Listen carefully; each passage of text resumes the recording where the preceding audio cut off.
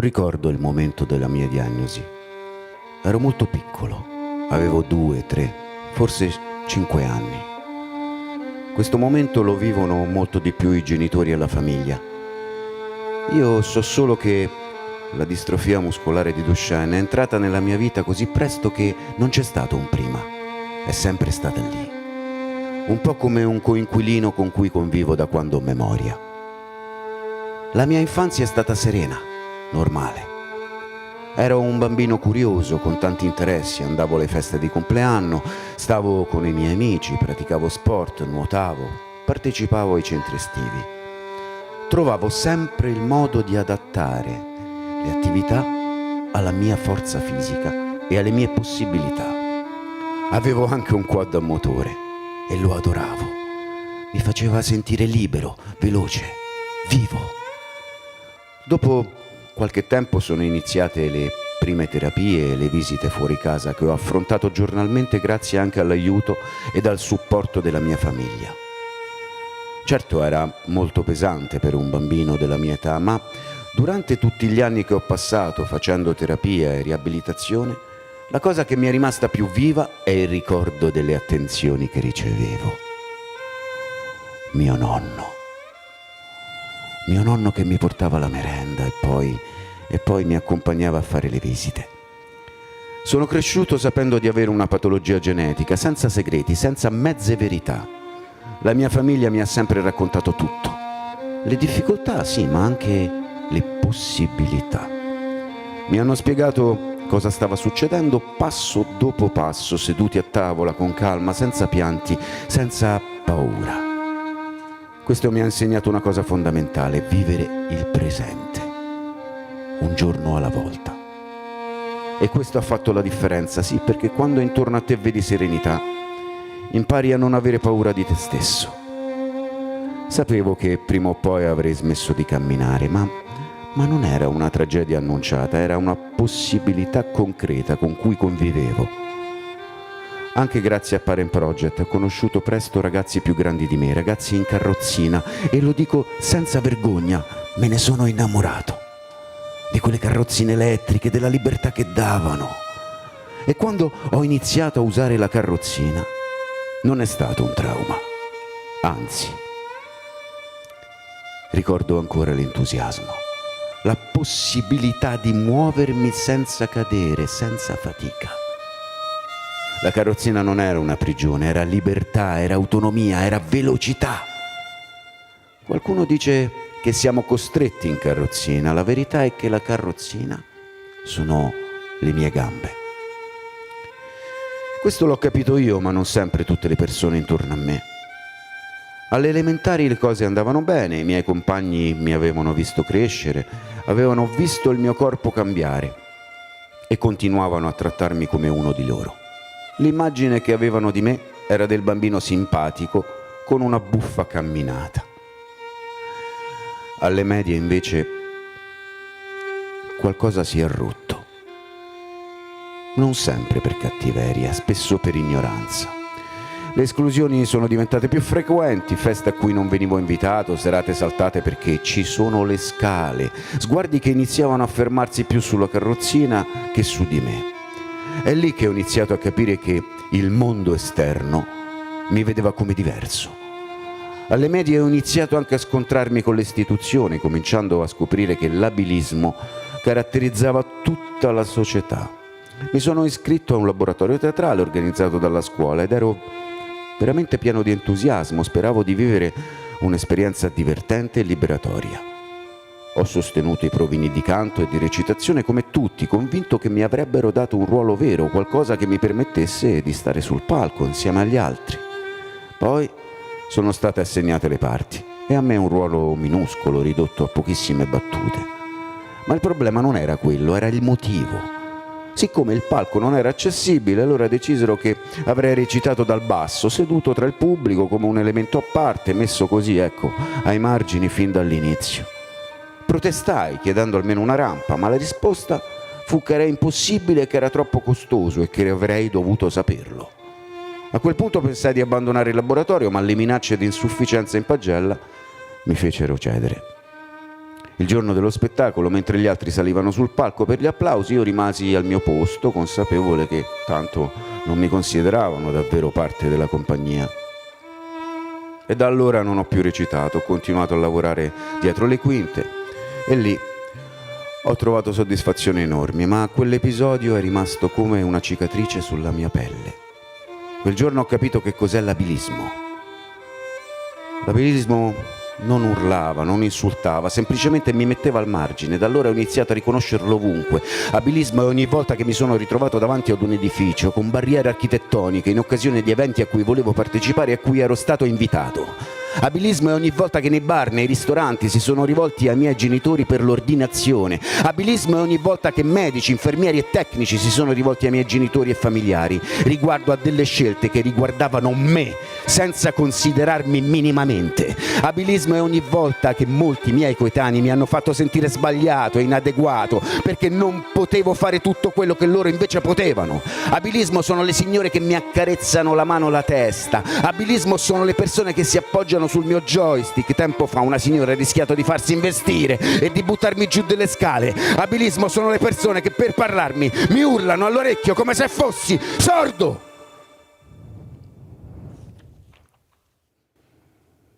Quando utilizzavo la carrozzina manuale,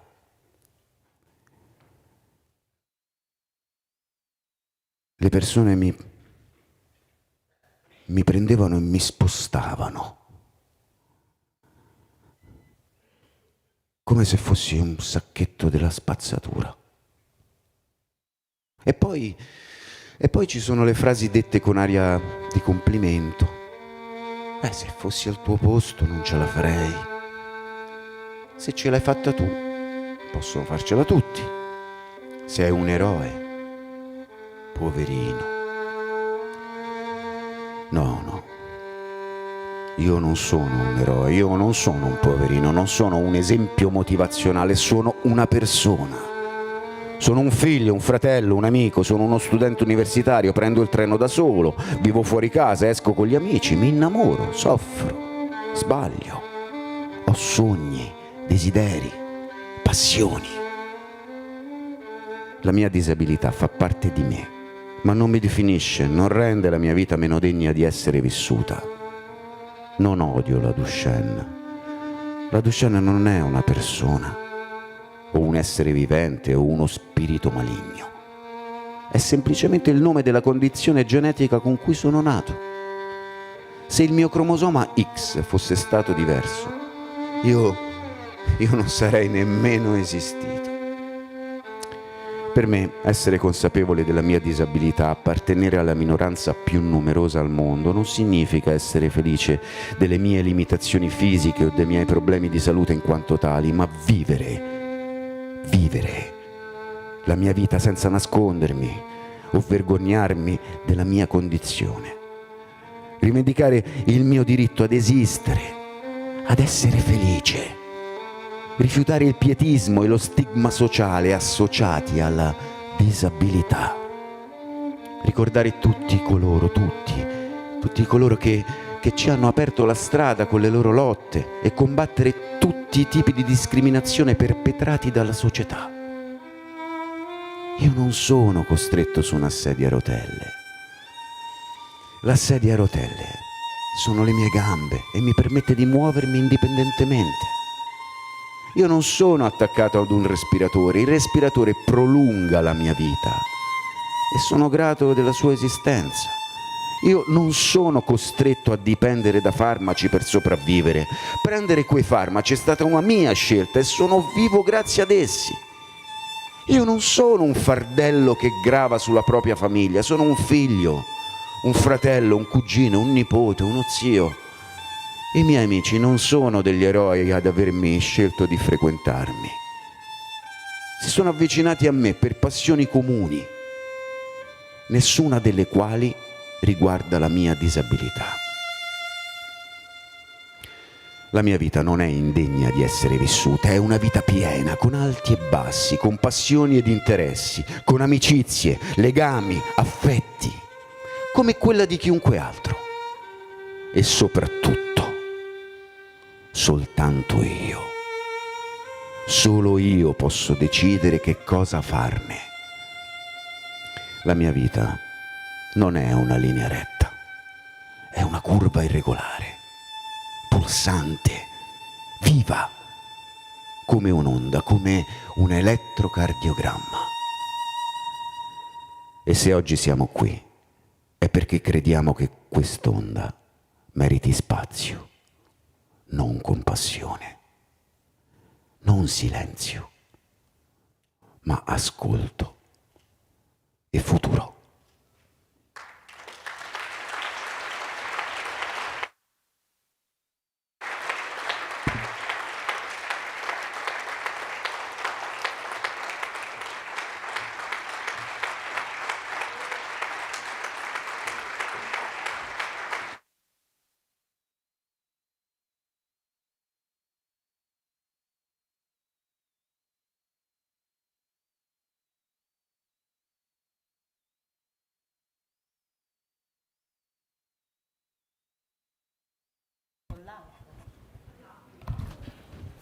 Facile adesso, dopo questo momento.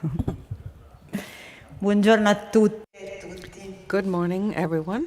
È con grandissima emozione, come non It is with potrebbe a esserlo, very che vi do strong il benvenuto emotion. I alla mean, it couldn't be 23ª any Conferenza different that Internazionale I wish to Parent welcome you Project. to the 23rd International Vi do il Conference benvenuto a of nome Parent mio, Project. a I nome wish to del welcome you nostro on my own behalf and on Presidente behalf of our Magnano, President, che Ezio sta Magnano, seduto lì, who is sitting here a nome di in the tutto il room. Consiglio I welcome you Direttivo on che è behalf of all rappresentato e di the tutto lo staff board, which is dell'associazione che represented here, vedete and all the members oggi con delle of the splendide staff of our magliette. association, who are all wearing beautiful Questa T-shirts è with l'edizione the dei word staff. record Now, per il numero di partecipanti this in is a presenza. record-breaking Abbiamo meeting, I would say, superato considering the il number numero of di participants. 700 iscritti, There are more than quindi 700 registered participants. do il benvenuto anche alle I would persone also che ci like to stanno welcome seguendo the in people diretta who in are questo following momento. us live at the Abbiamo moment appena online. sentito dalla And voce we've dell'attore just heard Emiliano from Ottaviani, an actor, accompagnato a Torino Emiliano dalla Ottaviani. musicista He was Roberta accompanied Vaino, by il musician, racconto, le emozioni, violinist le Roberta Vaino, esperienze di and 4 dei Emiliano told protagonisti us the della vita story, della the nostra emotions, the organizzazione. experiences of four of Luca the Buccella, Jacopo protagonists Verardo, of the life of our Daniele association: Luca Carocci e Buccella, Giuseppe Jacopo Verardo, Daniele Lanzillotti, Carocci, and Giuseppe Lanzillotti.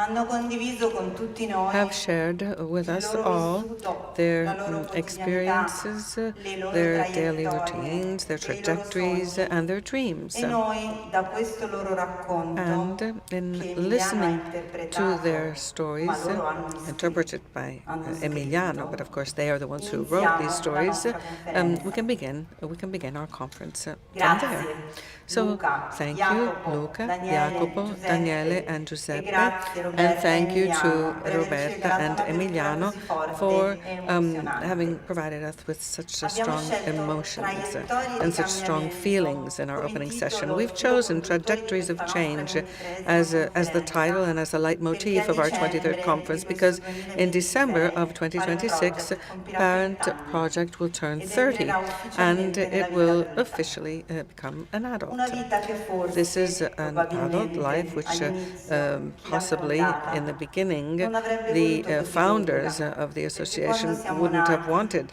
to be volevamo so subito la long, so cura, lengthy, because la when we were soluzione. established, we were La looking vogliamo for a ancora quick oggi, cure, a solution. Of course, ovviamente. this is what we're still E questa seeking continua a today, essere la and traiettoria this principale continues to be del the nostro main agire trajectory, quotidiano. therefore, of our E in daily questi 2 giorni tutto endeavors. questo sarà And molto in the next evidente. couple of days, this will all be very, Il very lavoro clear intenso del to mondo you. della Now, ricerca, the intense work dell'industria, carried out in the world degli of enti research and regolatori, industry con and il by supporto regulatory fondamentale di bodies, un'associazione di pazienti come along with Parent the Project, fundamental support ha of indubbiamente a avuto patient traiettorie di association diverso like Parent tipo Project, e con has diversi esiti. followed different types of Ma è trajectories with innegabile different che outcomes il as well. cambiamento in But questi anni è stato undoubtedly, the significativo change over the e years oggi has been abbiamo ben 2 significant. And farmaci today, approvati per we la have 2 distruzione muscolare approved Duchenne drugs anche nel for nostro paese Duchenne's e muscular come dystrophy in our sapete è country as notizia well. dell'altro And as you ieri know, this che is Gini news è that stata came a ottenuto la couple of minor days ago. salita. Givino diagnosed can now be reimbursed. Now, we haven't yet managed to stop the disease. However, we can certainly slow it down, and therefore today our youth are becoming adults. Alongside the main trajectory of science, which means a drug-based cure, we've also been following another trajectory, a correct referral process. We continue to meet and educate, inform patients and their families so that they can be aware and well prepared from the time of diagnosis throughout all the different phases of their life. And the trajectory doesn't only pertain to families. Since the time of our birth, we've contributed to an increased knowledge about the pathology in the world of research and clinics as well, in the clinical sphere as well. Today we are protagonists, and together with specialists at international level, we are drawing up guidelines for a correct referral of adult patients. In fact, we've organized and staged international events with substantive scientific and clinical content. Together with our big sister, MMPD, we have enabled dialogue and discussions among cardiologists, pneumologists, and endocrinologists coming from all over the world. Together with these trajectories, we've identified and attempted to follow others as well. And we've realized that when we say cure, we mean that we must listen, we must share, we must focus on inclusion, and it means traveling, and it means support mechanisms, it means taking down architectural barriers, it means overcoming some forms of language and ableism attitudes. It means independence, it means autonomy, school, work, sports, and love. In this past year, well, since we've said goodbye, it was last February when we last met, we've followed different trajectories. And we've been thinking about change, the change that is needed in order to grow, in order to evolve, as it were, and to contribute to the evolution of all the souls that live in our community and beyond. And we are convinced more and more that we can contribute to changing the world and the way the world sees disabilities and for the people who live with whatever form of disability. We've tried to listen to the people who have to live and coexist with DMD and BMD because their voice, their presence must be ever stronger. And in the next couple of days, we'll also be discussing the words autonomy and independence. They mustn't be seen as abstract words, but as concrete objectives. Autonomy means being able to choose. Independence means being able to participate. It means to be able to live in a space without architectural barriers, but with no cultural barriers either. And often, the barriers that are most difficult to take down are not the physical ones, but the ones that we find in the looks that we get from people, in prejudice and in limiting expectations, as we've heard as we heard in the story that was part of our opening ceremony today. The trajectory of cultural change, I think, is one of the greatest challenges that we need to tackle, because it means, for example, to create a school which can indeed have an educational system which isn't simply a question of receiving, but of promoting and enhancing. It means to promote public policies which can support an independent life and provide an equal and homogeneous access to services, which is what we should have with clinical and rehabilitation referral as well. We've realized that to change the world, we need many, many allies, and therefore we continue to cooperate with the many other organizations and associations that are on the change trajectory as we are, and we've shared with them purpose and projects, and some of these associations and organizations are here with us today. We've strengthened our cooperation and partnerships with businesses as well.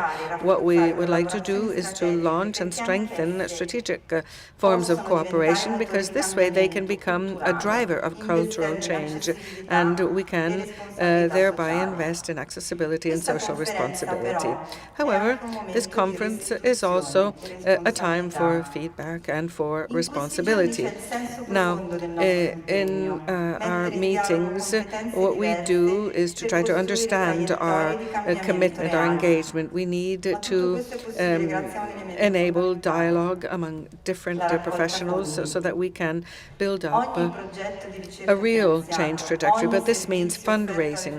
It is thanks to fundraising because we need to finance projects, we need to offer services to families, and this is all possible because someone has decided to believe in this community. Education, dissemination, to donate isn't just an adjunct gesture, it is a form of participation. And this is why throughout our conference, I would ask you not only to listen to one another and to have conversations, but also to actively support Parent Project. You can do this as individuals, as businesses, as foundations, and as institutions. We ask you to invest alongside us in research and in the cure, to invest in the well-being and independence of people. And before closing, I wish to thank those of you who are already along this trajectory with us. It is you who allow us to perform our activities and to stage this conference as well. So we have businesses, technical partners, sponsors, and we have activists and families who organize events and who support our campaigns. We have the media who speak about us, and we have individual donors who sustain us in a continued manner. So ours is a community which has learned how to transform fragility in competence and difficulties in projects and to transform needs in proposals. We're not simply asking for something, we're trying to build up something. There's no resignation. We're trying to be innovative. We don't want to be isolated. We want to create networks. Now, in opening our 23rd International Conference, we wish to convey a clear message. Change is possible. We've already seen it happen. Therapies are advancing. The quality of life is improving. There is greater social awareness. There are schools that experiment with inclusive models. There are cities that have begun to take down architectural and cultural barriers. But this isn't something that happens automatically. It is the result of someone's vision, of competences, of cooperation and shared responsibilities.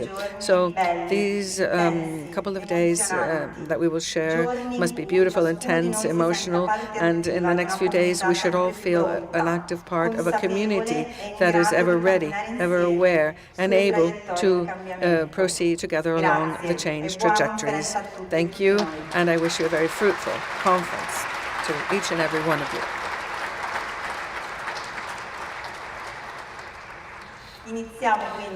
Therefore, let us now begin our first session on the subject of gene therapy. I would like to ask the following speakers to come up to the stage. Alberto Bottaro, a member of the board of Parent Project, and Professor Eugenio Mercuri, as well as Professor Francesco Montoni. And while they're coming up to the stage, I will provide you with some information. We will have entertainment for children and youngsters on floor -1, and that will be in Cesare and Tarragona rooms. And outside here we have businesses who have set up stands, and we have simultaneous interpretation for the duration of our conference. So we wish to thank and have a round of applause for our interpreters. And we should all remember to speak slowly to allow our interpreters to do a wonderful job. Thank you. Grazie. Thank you. Ero preparato a 700 persone, non ero preparato al Well, 700 people, okay, but not this opening, speech that I wasn't prepared for, quite frankly. So, anyway, I am the father of Alessandro, 9 years old, and Sofia. I have been in the board of Parent Project for over 5 years now, so I am very happy to be here today to talk about gene therapy, which is an overt reality in some clinical, settings worldwide, but that seems to be the case in Italy too. However, it is a bit hard, especially to, surf through the different studies about all possible molecules. And we've been talking about adverse events recently, which makes it even more difficult. So especially families' expectations get high also on the basis of the latest results. So having said that, Professor Mercuri and Professor Montoni will now be taking the floor to hopefully lead us through this pathway, and then of course there will be a Q&A session after the presentations. Good morning everybody. Well, of course, thank you very much for giving me the chance to be here again. It's almost a list of episodes that comes about. So last year I showed you some slides showing a roller coaster. Well, actually, this is a pathway that has gone through very high peaks and very steep falls that scared us, and that has been the case all through. And it seems like this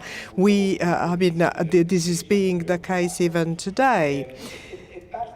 So let me start with this. Of course, you know what gene therapy is, but here are a couple of initial slides that may remind us all of gene therapy being a highly innovative therapeutic approach whereby the body can welcome, if you wish, genes or modified copies of that gene, whereby the mutation gene can work, although that would not be possible since there is a lack of that protein. Now, gene therapy and DMD. Well, this is a slide from Fernanda. Dystrophin, the dystrophin gene is the largest one in our body. It's a sort of a fatty gene that cannot make it into the viral vector. That is the relevant one, of course, here. So what happens in DMD, differently from what happens in other diseases whereby the whole gene can be placed into the vector, is that we need a smaller gene to hopefully enter the body. And this is, of course, quite complicated, and an operation that has been carried out in different ways. The basic idea is that DMD involves the mutation of a gene that is exactly the same as in other diseases. So the starting point was some milder clinical pictures, hopefully showing us the way. I mean, these were, where this was about people still walking at 50 years of age, just to give you an example. So different ways of cutting the gene have been investigated in order to actually have this transgene into our body. More specifically, the point is that there is one vector that is supposed to enter the body with all the relevant genes. Today we're going to talk about some of these vectors. Some are undergoing a clinical phase, so they are being used right now, or they are about to be used.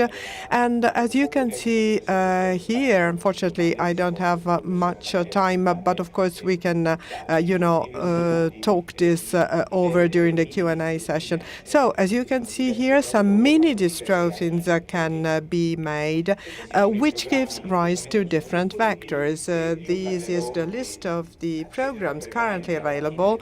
I am going to talk about the Pfizer one at the end of my presentation. Sarepta, Roche, and Solid will be briefly mentioned, but then it will be up to Professor Montoni to tackle the rest. So let me now tell you you something about the Pfizer study. There are different families in this hall that have participated in this study. So let me tell you where we are at the time being. First of all, the study has been discontinued, as you may know, because when after 52 weeks the results were analyzed, no statistically significant differences were actually detected. After 1 year in particular, no relevant changes were detected. However, when the percentage of expressed mini-dystrophin was considered, we did see that that percentage was quite high.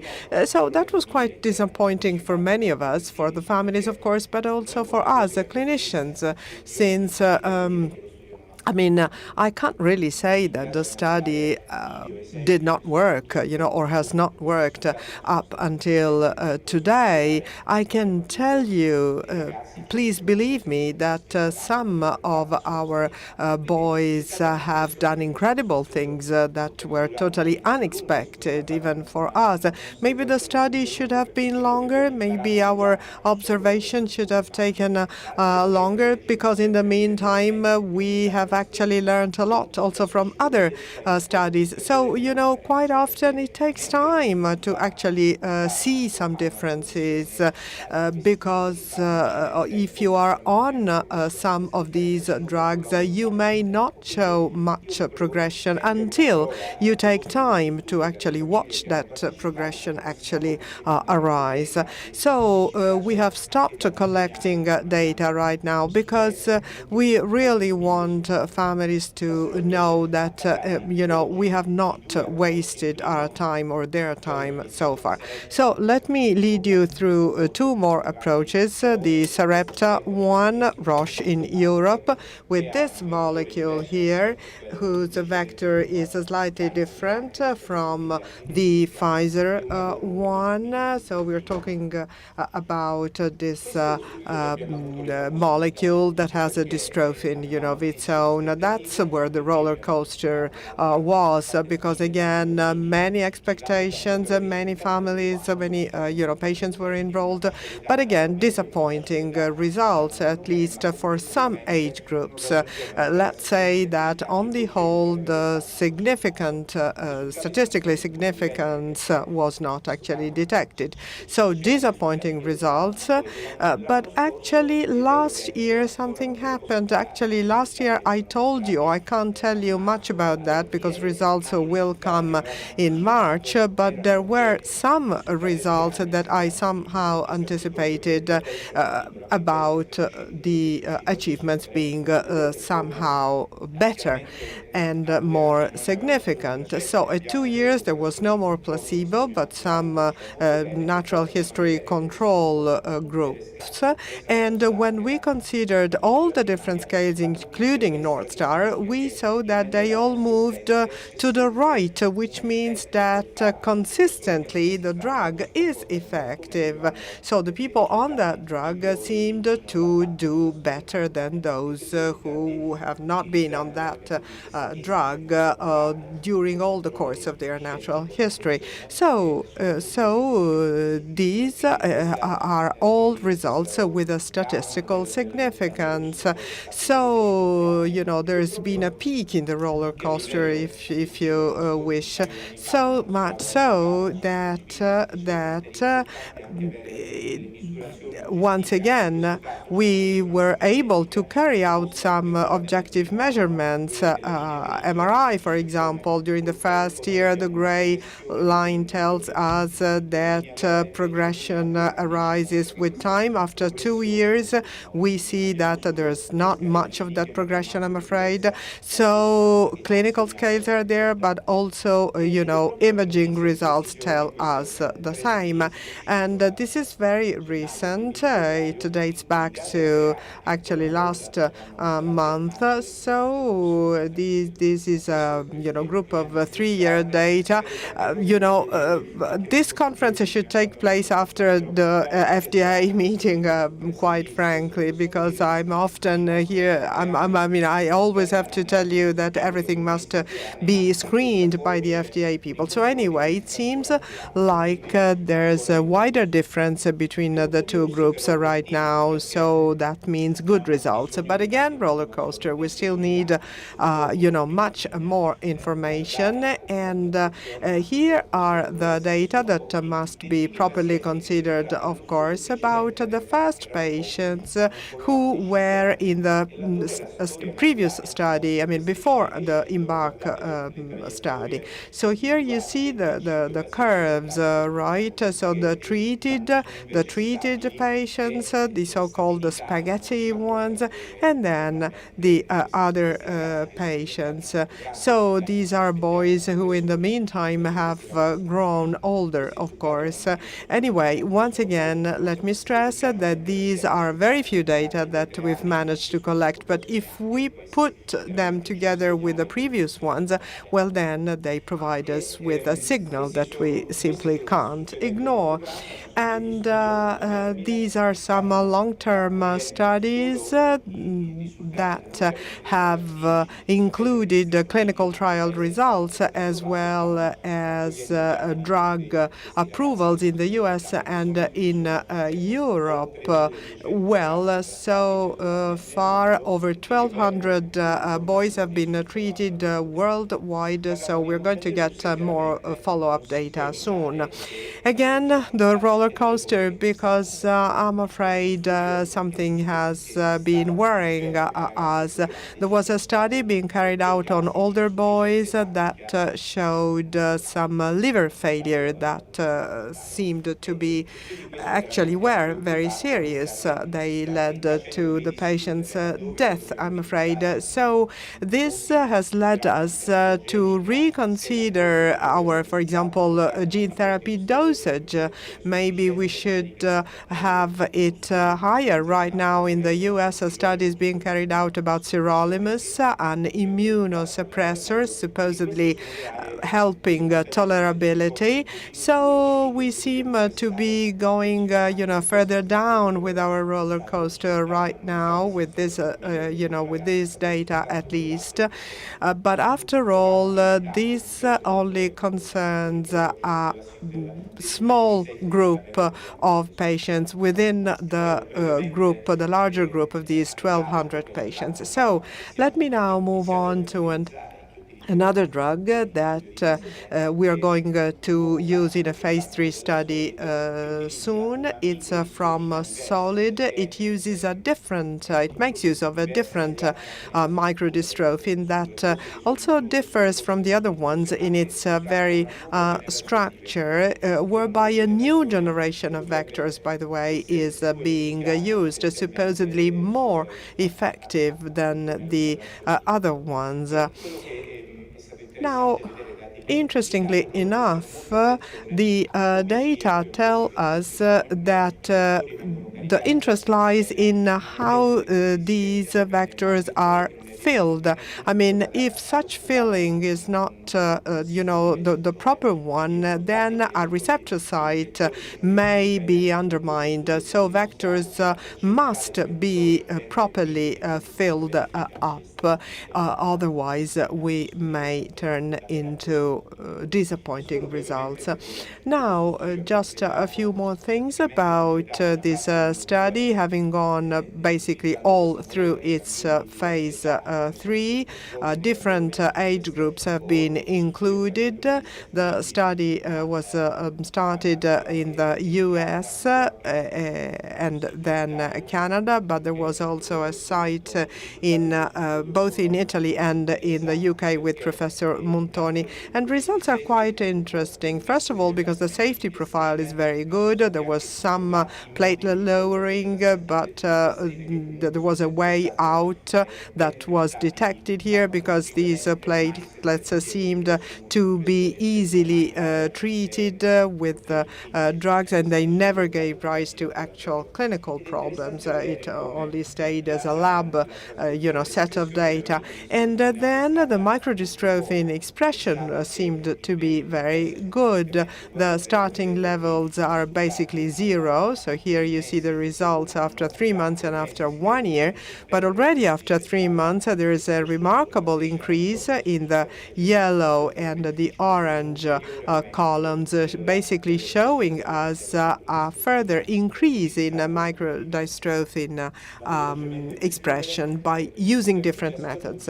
Now, to conclude, the same goes with some other indices. Actually, we are trying to see whether they are all effective, CK, ALT, and other ones. Well, they seem to be decreasing remarkably. We don't really know what such biomarkers actually mean, but they seem to go towards the right direction. And this is my final slide. This is already ongoing in the US, and it will soon be here in Europe.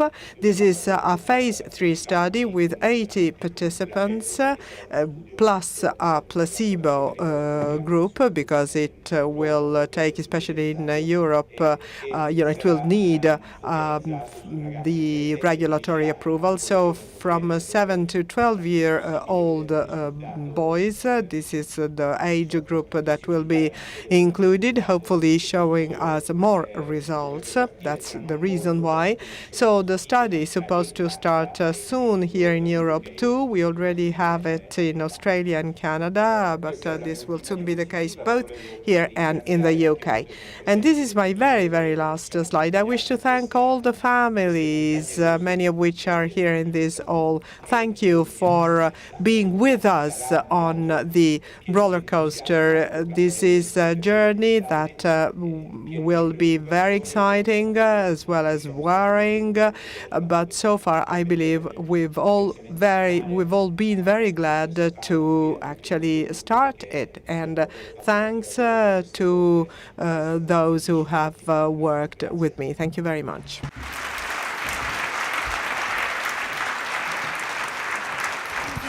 Scusi, professor Montoni, abbiamo un annuncio. We have an announcement to make.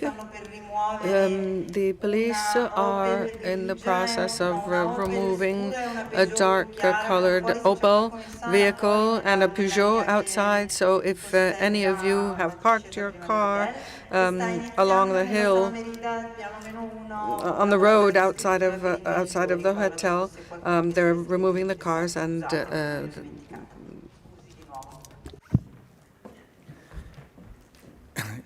La Opel non è mia. Okay, the Opel is not mine. I drove. I arrived very late and I flew in from London. Now, thank you. My name is Francesco Montoni. Thank you for your introduction. This is an important session. I'm very happy to take over from Eugenio. These are my disclosures now.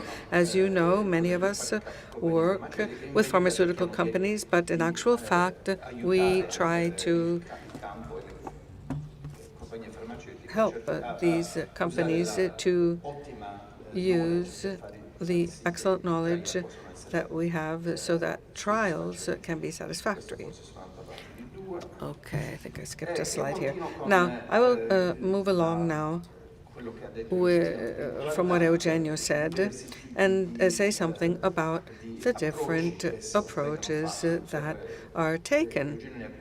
Eugenio mentioned multiple approaches, and I will cover another 3. You see them in red on the left-hand side of the slide.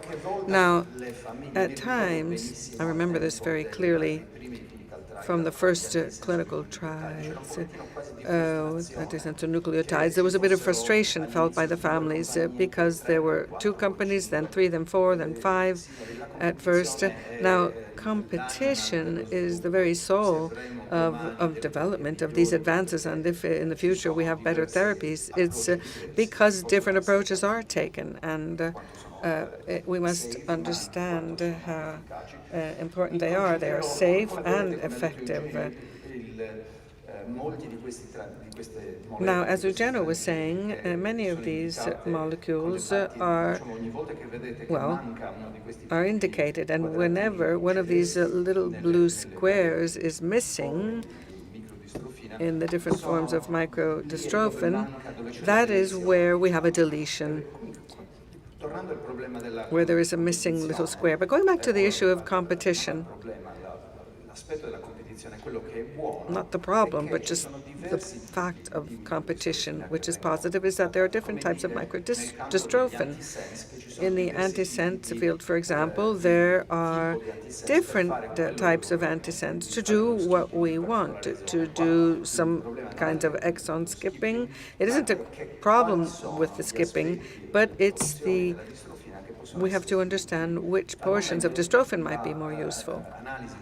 At the moment, a comparative analysis between Sareb and Pfizer are providing us with some indications as to which ones are more important. But the point of the matter is that there are many other ways in which we can make microdystrophin and try to understand which one is the best. I'm not presenting efficacy data because the studies are still in a very initial phase. So it is too soon. I don't think 3, 4, or 5 patients can provide us with major inferences about what the long-term treatment might be. It is too soon. So this is a study which is enrolling multiple European countries, and in the next slide we'll see the countries, in fact, where there are some results. And this shows the same transgene, the same microdystrophin of Sarepta. There are some differences. The vector is AV8 instead of V9, or rather RH74. And the other difference is that the promoter, i.e. the switch which produces dystrophin, is different. So this is a randomized trial, and a certain percentage of patients will receive the AV, and an identical group will have a placebo, and then there will be a switch. Now, the difference between this study and the Sarepta study is that for several months, in addition to steroids, the patients will also receive sirolimus, another immune suppressor, which will then be discontinued. These are the countries in which the study will begin enrolling patients. The first patient has already been treated in France, and we will be treating patients in March. Hopefully, next year we'll be able to come with new data and with a significant number of patients who've been treated. Now, that was Genethon. This is a different company now. Region X Bio. And do you remember the ingredients of the microdystrophins? Well, this is different compared to the others.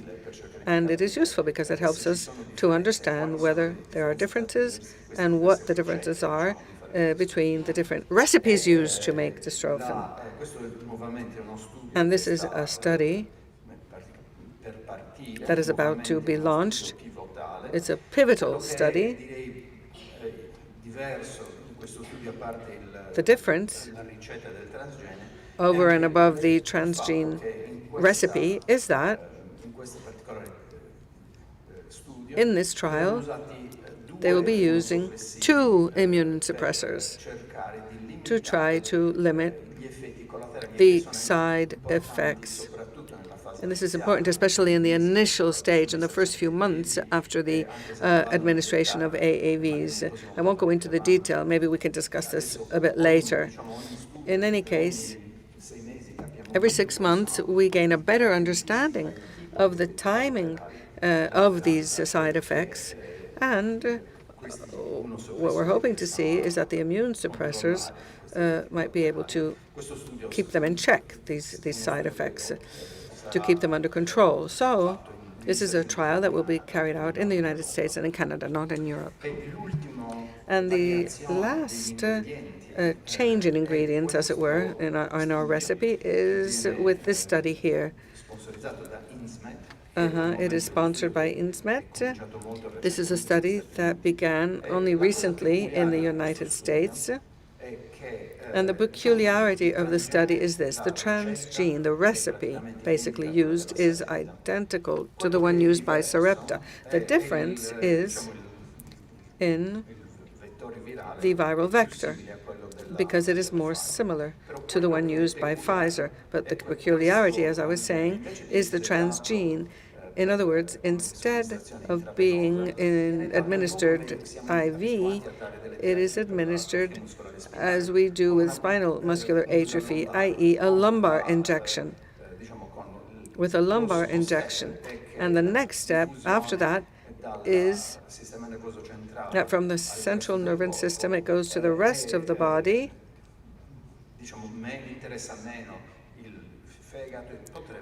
but it impacts the liver to a lesser extent.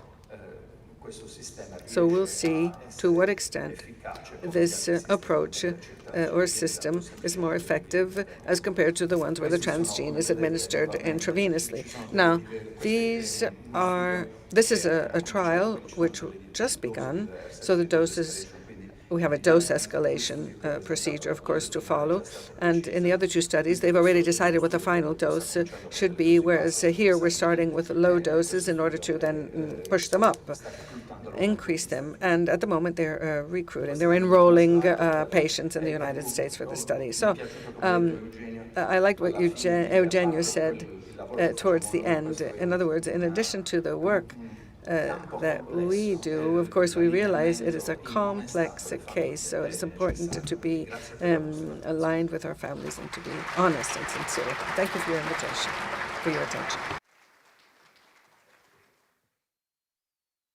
Adesso iniziamo una quindicina di minuti di... Now we have a 15-minute Q&A session. I have prepared some questions, but of course then it will be up to the floor to ask their questions. So we've been talking about different programs, vectors, endpoints, populations, and so on and so forth. So my question is the following.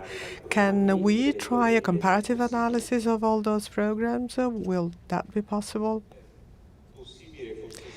Well, it may be possible, but it's certainly not easy because populations change, inclusion criteria change, and therefore we can't really compare a 4-year-old boy with no gene therapy to a 9-year-old one, for example.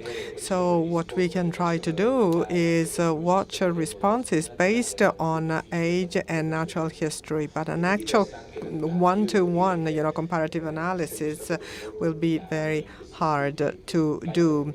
And I mean, for a few years now, say 5 years or so, I've been considering all these studies, and I believe the long-term effect tells us more than the one we have after year one. That is really very difficult data to be interpreted. But after 4 to 5 years, we see some unexpected things, quite frankly. So we need to see whether they are also consistent, beside being unexpected. So no real correlation efforts should be made. Rather, the efforts should go towards considering and watching the differences with what happened, before. As for biopsies, that's even more difficult because the previous methods, the methods that are utilized are of often different. So we may have,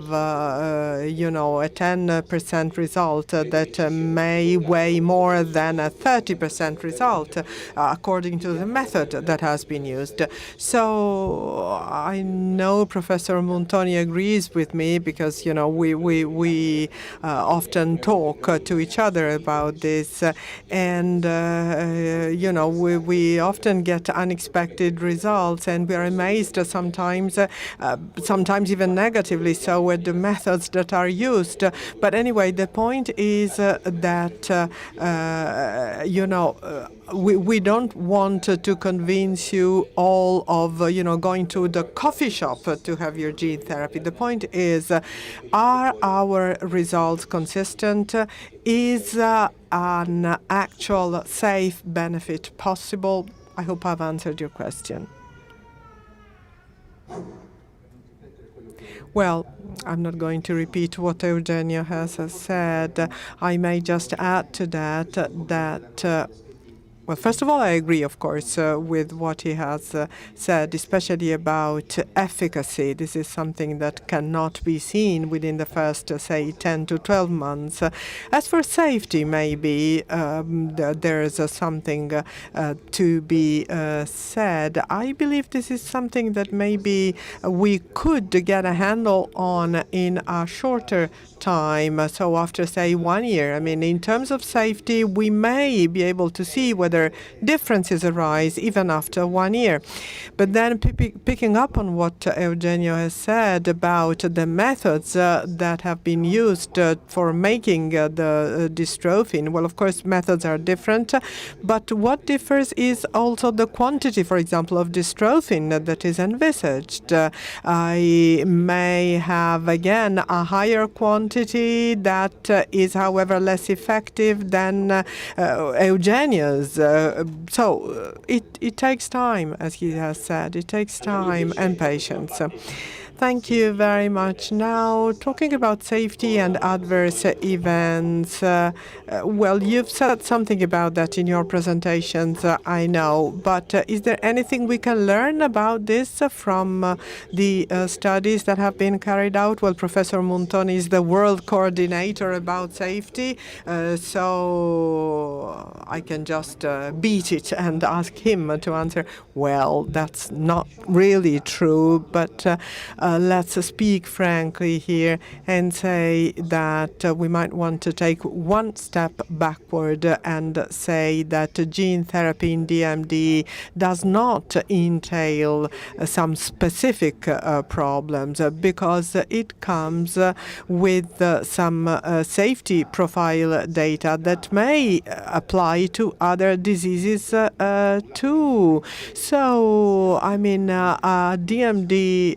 DMD is not the only condition where such problems arise. So me and my colleagues are trying to carry, you know, this out, and we started back in 2019, maybe out of professional curiosity, if you wish, because there were no sponsors or even investigators who knew what they were doing, quite frankly. So we just started that. I personally took the initiative to actually engage in some self-education, so to speak, but there's no consent, I might add, because there's not enough knowledge.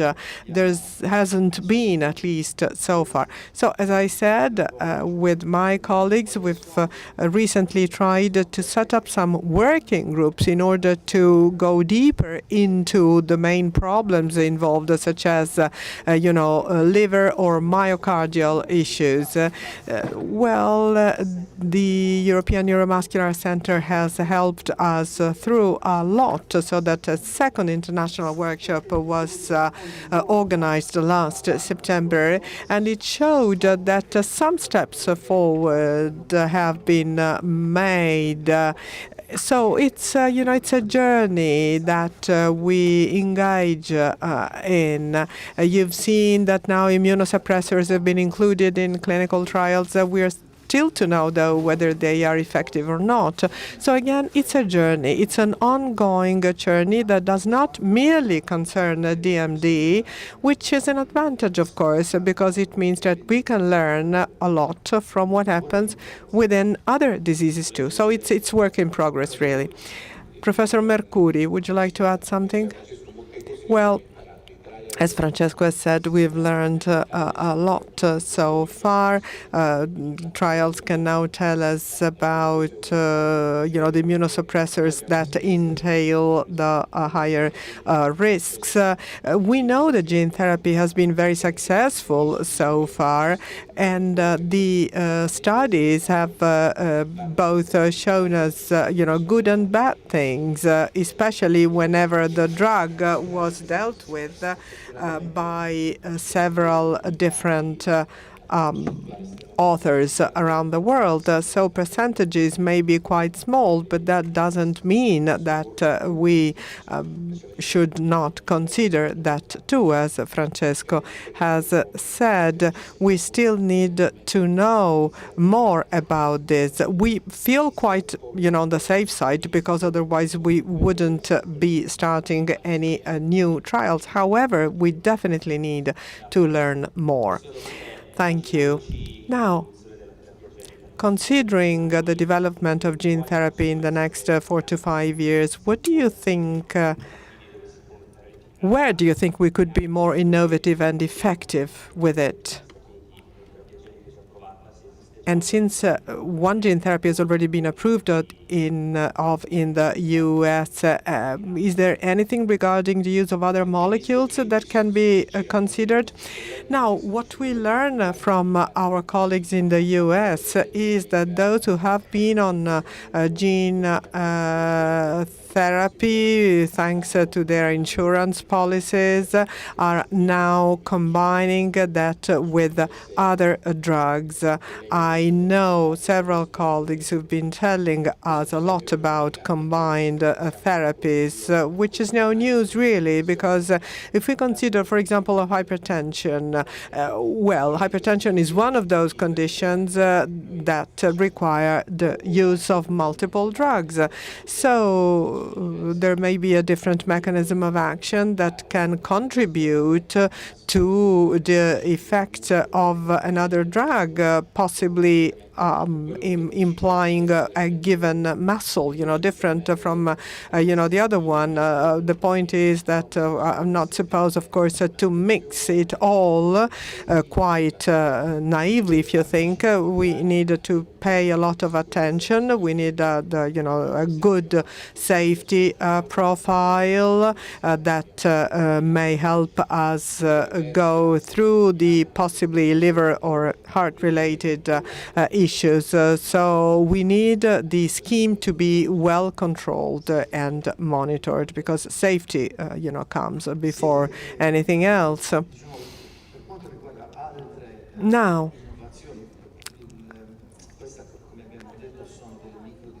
we're talking here about microdystrophins that have been generated by BMD patient studies with a somewhat milder phenotype. So they are not regular microdystrophins. We might want to keep that in mind. So even an effectively working therapy may not, or may actually, help us have no disease progression for 20 years or so. But that will not happen with these microdystrophins. So there are some theoretical aspects that may help us rebuild the whole dystrophin, which will, I suppose, be better than the engineered microdystrophin, so to speak. So we're talking here about very difficult steps in terms of clinical application. So it's like Musk wishing to go to Mars. I mean, we may make people's expectations higher, but we can certainly not give clear-cut timelines. And the last question from me, it's indeed about expectations. Well, it's a question I ask as a parent, of course. What would you like to say to families, to those families who would like to enter one of these trials based on what you've said and done? Well, this is daily activity for us, of course. So we always try not to give very high expectations because we simply are unable to promise anything. So we may have seen some improvement, some favorable development in the disease, but I still believe expectations must always be somewhat lower than they should because there's always time to make them higher.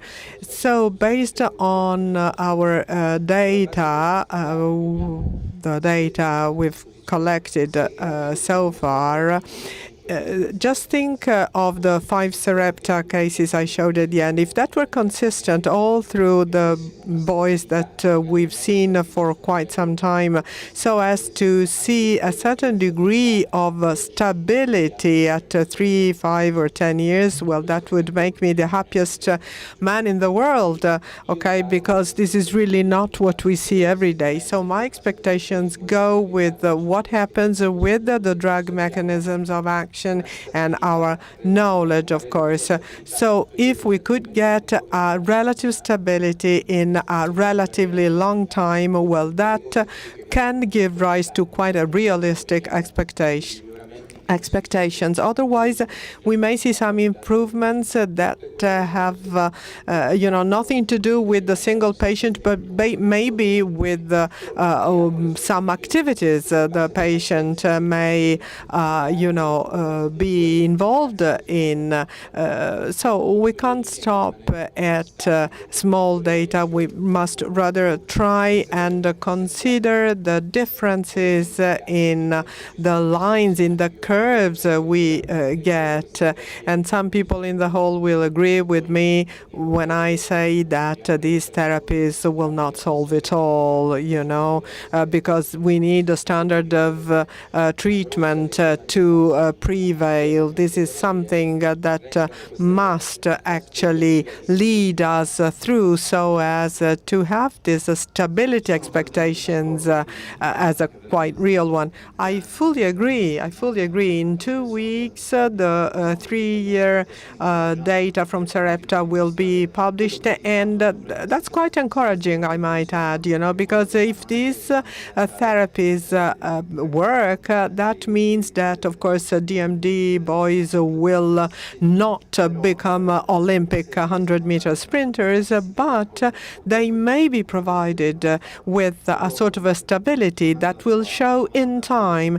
And going back to your question, when we talk about informed consent, well, this is very important because we're talking about, investigational therapies here, okay? So I may, of course, use previous studies, but again, it's investigational. And by the way, what we see even today is that for those who have lost ambulation and who may be somewhat older, but well, in this group of patients, dosages are higher, of course, and that is a group of patients that must still be further investigated. And one more thing, when we talk about informed consent, families should not be scared by talking to them about side effects. We just need to tell them that side effects are possible, but we've learned a lot in these past few years about how to treat those effects. And there are some things that we can still expect as the consent is taken, but we are still learning. Se ci sono altre domande o da casa. Let's see if we have any further questions, either from home or from the people here in the room. Well, I would like to tell you that if you're following us from home, you can ask questions as well. You can even use the number that will now be posted. It is a WhatsApp number. Here it is. It's up on the screen if you can see it. If you'd rather call in or else just pose your question from home or from the room. I'm sorry. Dariusz Żebrowski, Fundacja Stowarzyszenia from Poland. I have a question to you, professors. Is it possible to put, I try to find a solution for this because in Poland is a lot of people who are gathering money for some kind of treatment, which is approved in US, so we know which is, but question is it possible to put sign equality between stopping DMD and maybe I have to stability, because parents always says that stability for them it is stopping DMD. Thank you very much. Apology, I will reply in Italian. You have the translation. Se c'è una cosa che abbiamo imparato in questi anni. Okay, well, if we've learned anything in these years is that we shouldn't use slogans when we speak. When we began with the first study, the slogan was, let's turn Duchenne into Becker, but we didn't do that. When a disease is treated, it's different. When we add a bit of dystrophin, it's not the same as if you have dystrophin from the very beginning. So using these slogans like stop the disease, put an end to the disease, well, it is different if you don't have long-term results. So I think that realistically speaking, we can say that we want to slow down the progression of the disease. I feel confident in saying that. I'm not promising it, but I think it can become a realistic expectation. Whereas when we say stop the disease, well, that's a big word because Duchenne is a complex disease. And to say stop it means that everything will stay the same from that point onwards. But these youngsters grow, they get taller, they weigh more. So to say stop is a bit much. I think it's more realistic to say instead that we can hope to slow down the progression of the disease. That would be a wonderful outcome. It's not any less important. Now, to be able to slow down the disease significantly would be an excellent, a fantastic result. So don't see this as being negative compared to stop or improve the disease, because I think it is a very good alternative to that.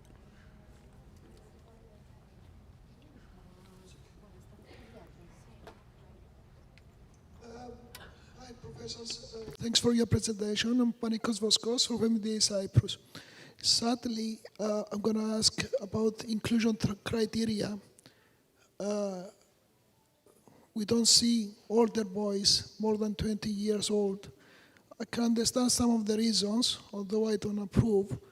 But what happens if a product, a medicine, a therapy is approved? Will that again be boys of 30 or 40 years or whatever excluded? Thank you. Quindi la domanda è... Okay, so the question has to do with, well, the fact that what we've been discussing with Eugenio has to do with youngsters in their first 10, 12, 15 years of life. So the question has to do with the people who are 20 or 30 years old. What happens to them? Okay, let me give you an example. If one of the treatments were to be approved in Europe, would those people be excluded? Well, at the moment, the answer is yes, for two reasons primarily. The first being that the studies must involve people, must enroll people who are in a age or severity range that can be matched or is comparable with the persons who are currently enrolled in the study. And the second reason isn't so much a question of regulators and how terrible these regulators are, but on the basis of what we've seen in current studies as well, there is a risk-benefit ratio for the older persons who also have perhaps a heart disease. So this ratio isn't clear yet. This risk-benefit ratio is not entirely clear. So this year, during 2026, attempts will be made to see whether studies that are structured differently with immune suppressors that aren't normally used in these children who are under the age of 10, will they be able to reduce the side effects? That will be the question, because otherwise they are major side effects, so we don't yet know what the benefit would be for the people in that age range. So I do think it would be better for the companies to carry out targeted studies for these groups of patients. That way we can administer to gene therapy to other people regardless of their age. But today, February 2026, this is not yet possible. Good morning. I have a question about what Professor Mercuri was saying earlier. We've learned that these studies require more time compared to regular clinical trials in order to demonstrate their effectiveness. Now, this has been a problem. It continues to be a problem today. So I would like to know what Professor Mercuri and Professor Montoni think about what patient organizations might do or what clinicians might do to get the regulatory agencies to take into account these natural history data, because unfortunately, to date, they're questioning those from a scientific standpoint. So I'm wondering what might be done. Thank you for that question. In this past year, I've tried extensively to answer that kind of question myself. This year, there's been quite a bit of interaction with regulatory agencies, unlike the past. Yesterday, we had a meeting with WDO, and there was a representative from the European Medicines Agency, so clearly there's a will to find a solution for these problems. Now, we perhaps won't have trials and clinical trials with placebos in 2 or 3 years. That would be unacceptable for everyone, so we need external comparators. Up to now, we haven't received any instructions on how to make the comparators more interesting for the European Medicines Agency. We know about PTC, and when we brought some good data, seriously collected data, the EMA didn't take them into account. So that's why we realized something more had to be done. So EMA published guidelines and recommendations and validation processes that were not available 1 or 2 years ago. Some of them have just been published, and in 2026 there will be a new module published. As an academic community, we're working on this. The Parent Project knows about this. We've discussed this with Fernanda and Ilaria multiple times. We are trying to launch a validation process which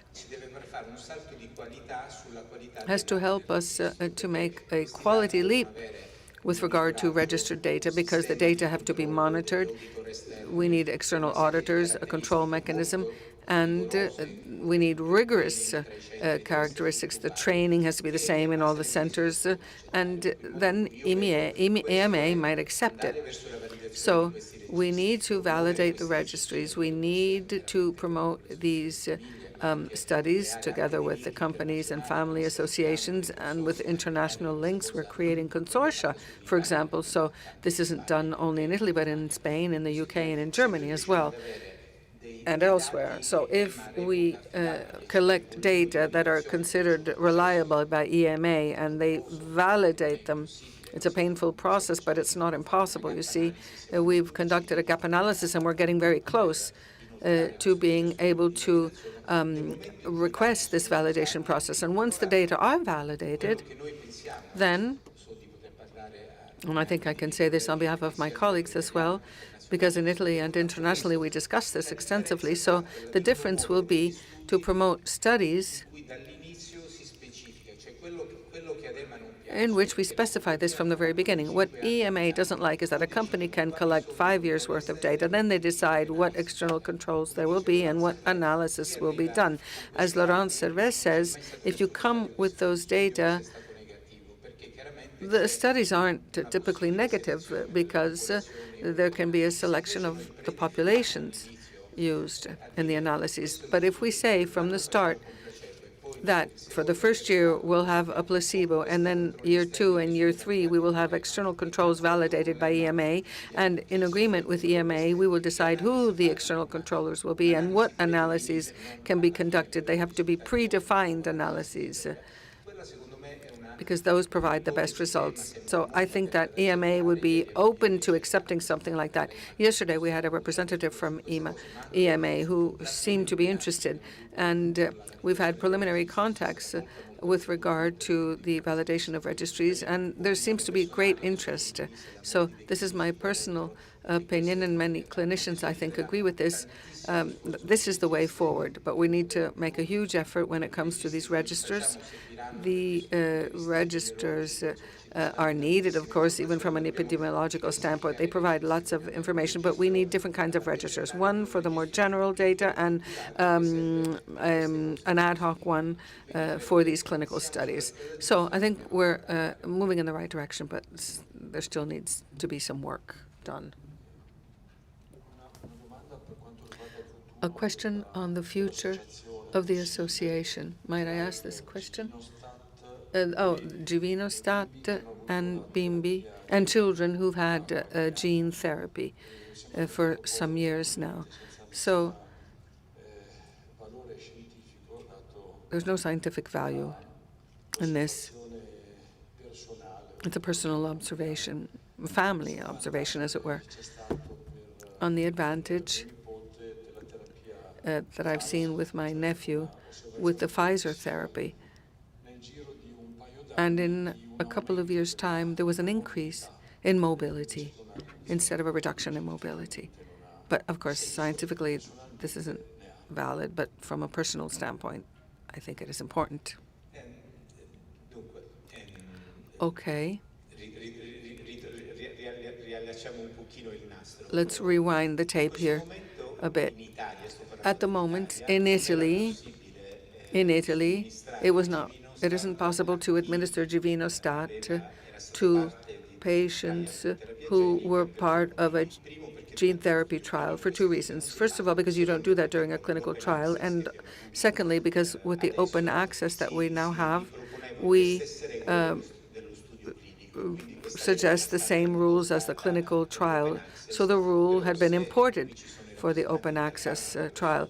We have representatives from Italfarmaco who might say something. If I've understood correctly, with the new label of the drug, which has been approved now, this restriction on gene therapy no longer exists, which means that if these youngsters have had gene therapy, they can have Givinostat as well. As I said, the action mechanisms are combined. So, of course, we need close monitoring, because this drug association has been done many times in the U.S., but we don't have any evidence. They haven't been published. So, as I said, we need close monitoring. And in May or June, when the drug is commercially available, it will be possible to do that. But I would ask anyone from Italfarmaco to correct me if I'm wrong.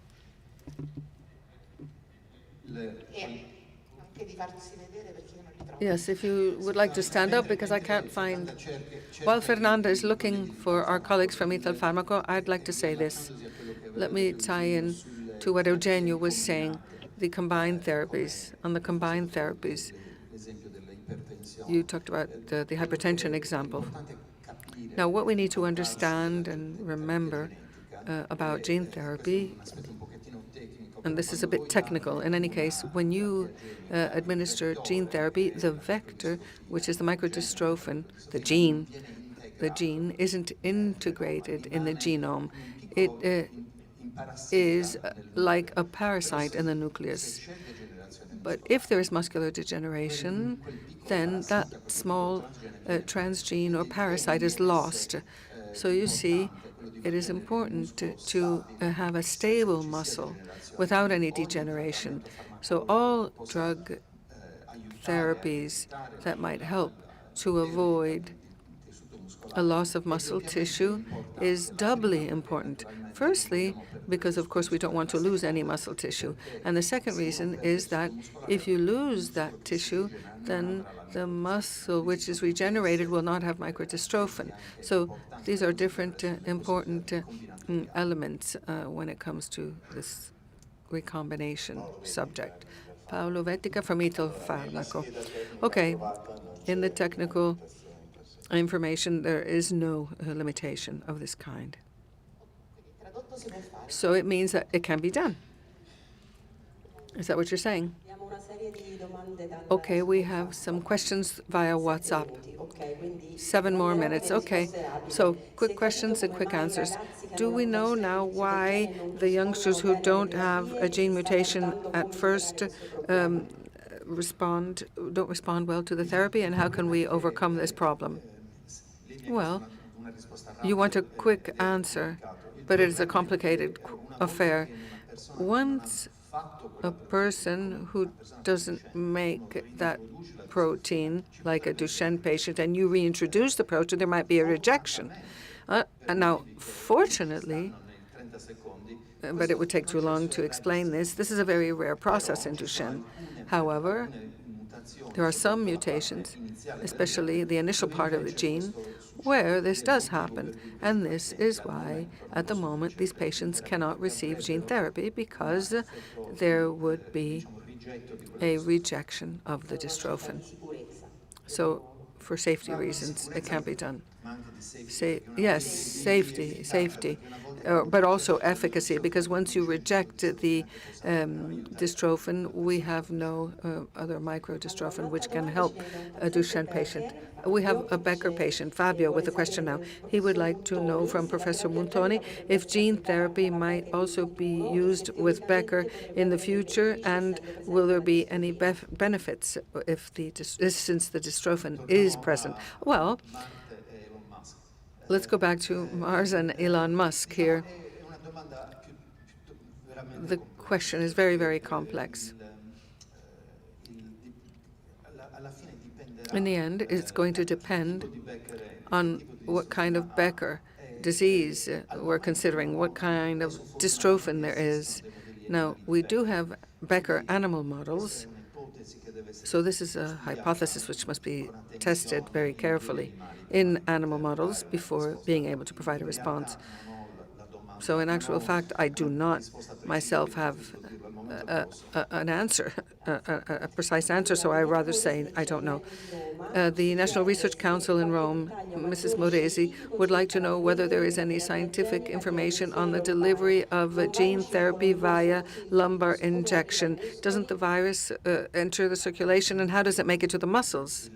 In that case, well, the viral vector is AAV9, and it's the same viral vector that is used in spinal muscular atrophy after a systemic infusion. So the viral vector crosses the blood-brain barrier, and it is used as a delivery route, probably for a slower release in the periphery and with lower doses. I haven't yet seen any comparative data of vector genome for nucleus or for other elements which would help us understand how this can be compared to what we are more accustomed to seeing. In any case, it's a study that's only just begun, and I'm sure that there are animal model data that are not yet available publicly, however, yet. and which would help us to understand how to compare the two, at least when it comes to distribution. Thank you. Now we have another question. According to you, what innovative drugs should adult patients be considering? Innovative drugs. This is for Eugenio, I think. Okay. Well, what we said earlier comes back now. We cannot simply make an extrapolation. In other words, what works in a younger child with a well-conserved muscle, we cannot always compare this to other cases, for example, where we have a more adult population. If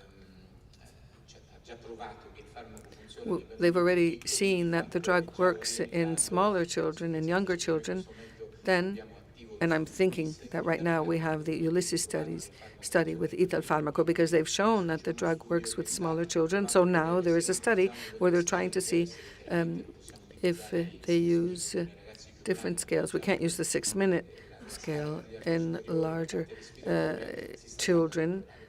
In any case, we're trying to track this to some extent. Now, there aren't that many studies that focus on the older youngsters. So we should consider the studies that have already been completed for the younger children and that are now moving along to see whether it can be extended to the more adult population, to the older subjects. So I know that today and tomorrow you'll also be talking about other drugs, not only drug therapy or gene therapy, and ethyl pharmaco already has an approved drug, and the Ulysses study is already ongoing. The only thing I would like to add is that at the moment, the timing doesn't help us to give an answer. In any case, we should understand to what extent the gene therapies are important in order to maintain heart function, because, of course, this would become a problem in adults. We should be getting information in the next couple of years. It will help us to have a better understanding of the risk-benefit ratio in these patients who are older and older, because it becomes important to maintain heart function. Thank you to both of you. I have a very last question. You've shown us how important it is to see results in the long term because they can provide us with some very useful information. And we've seen combined therapies, combination therapies that are already being used in the United States, and they'll begin here soon with Givinostat. Now, aren't you a bit worried that this might be confusing? The fact that you add gene therapy to other drugs, exon skipping in the United States and the drugs used here. So how can we differentiate to have a real understanding of what's happening? Okay, there is a risk, but from an ethical standpoint, if I'm going to wear my researcher hat, then I would have to say we need monotherapy to have a better understanding. But if I'm wearing my clinician hat, then I'm thinking if we can have a better result with combination therapy, then why not administer it, you see, as opposed to one drug. So it's hard to find a way out. No, there isn't really a way out, but this is a very powerful argument in favor of the use of these registers. So when you see how the combination therapy works in other diseases, then most of the data come from what happens out there in the real world. So, as Eugenio said, we have to try to improve what we're doing. I'm already involved in a registry, and I think we can improve.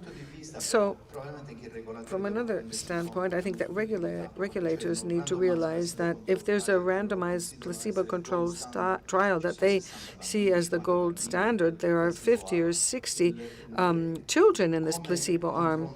So how can we compare 50 children to 2,000 people in a natural history study? I think that there are biases in both.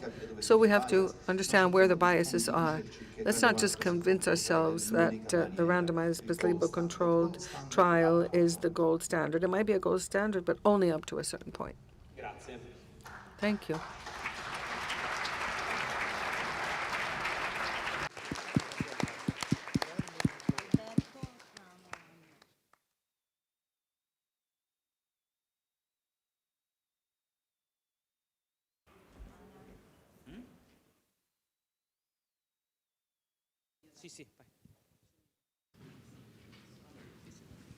Grazie mille.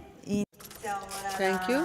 And we'll now begin the next session, a roundtable discussion. Anna, Giuseppe, and their guests. Would you like to come up to the stage? I don't see you. Wow. Sì, ok. Posso chiedere al service se porta su... Would you mind bringing up another chair for our speakers? Thank you.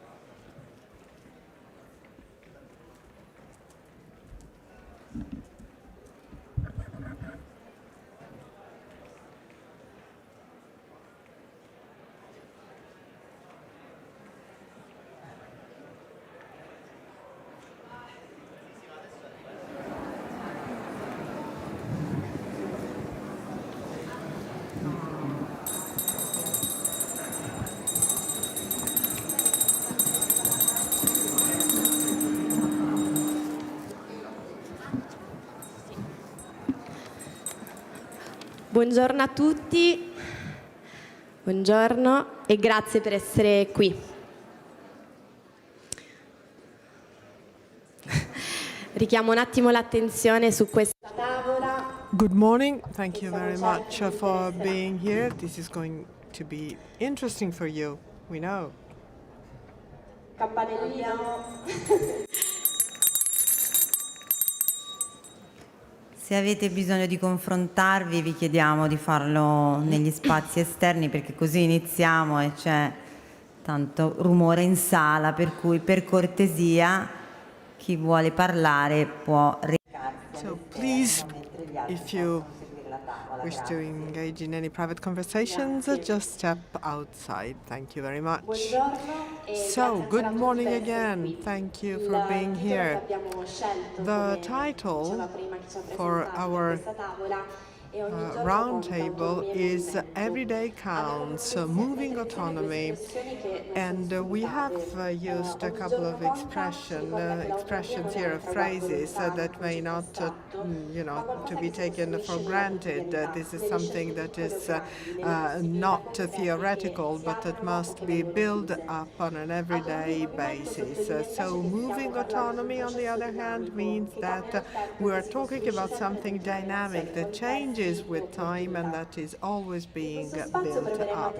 Within this framework, we'll try to consider things from a psychological viewpoint, an affective one, an identity-related one, and then educational and social. Because actually, when we use the word autonomy, it really encompasses it all. Now, before going into the heart of the matter, I'd like to thank all the colleagues who have helped, of course, building up, envisaging the framework of this roundtable. My colleague Giuseppe Giardina, who's a psychologist from the DMD help desk, is going to help us from a psychological viewpoint, and then Montishi, who's going to tell us about accompaniment and self-determination, so to speak. Then Giuseppe Lanzillotti, a university student and an active member of the Parent Project community, is going to share his own daily experience with us. And Marco Bartoletti, the president of BB Holding, that has an inclusive approach. They have different perspectives, of course. They start from different viewpoints. However, they're going to cope with the same question today, that is, how can we build up contexts enabling autonomy every day? And in order to answer this question, we need to go deep, of course, in this issue. So, Giuseppe, what does that mean in psychological terms? Can you hear me? Not really. No.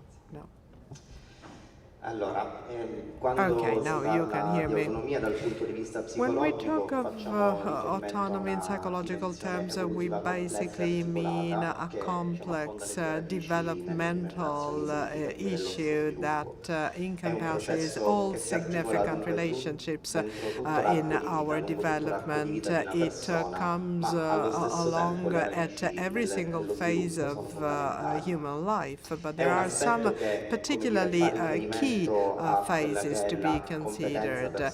We need to consider this from the viewpoint of personal skills, so that the child starts this kind of awareness when he starts using the word no. Then, of course, things change. They have to do with thinking, with choosing.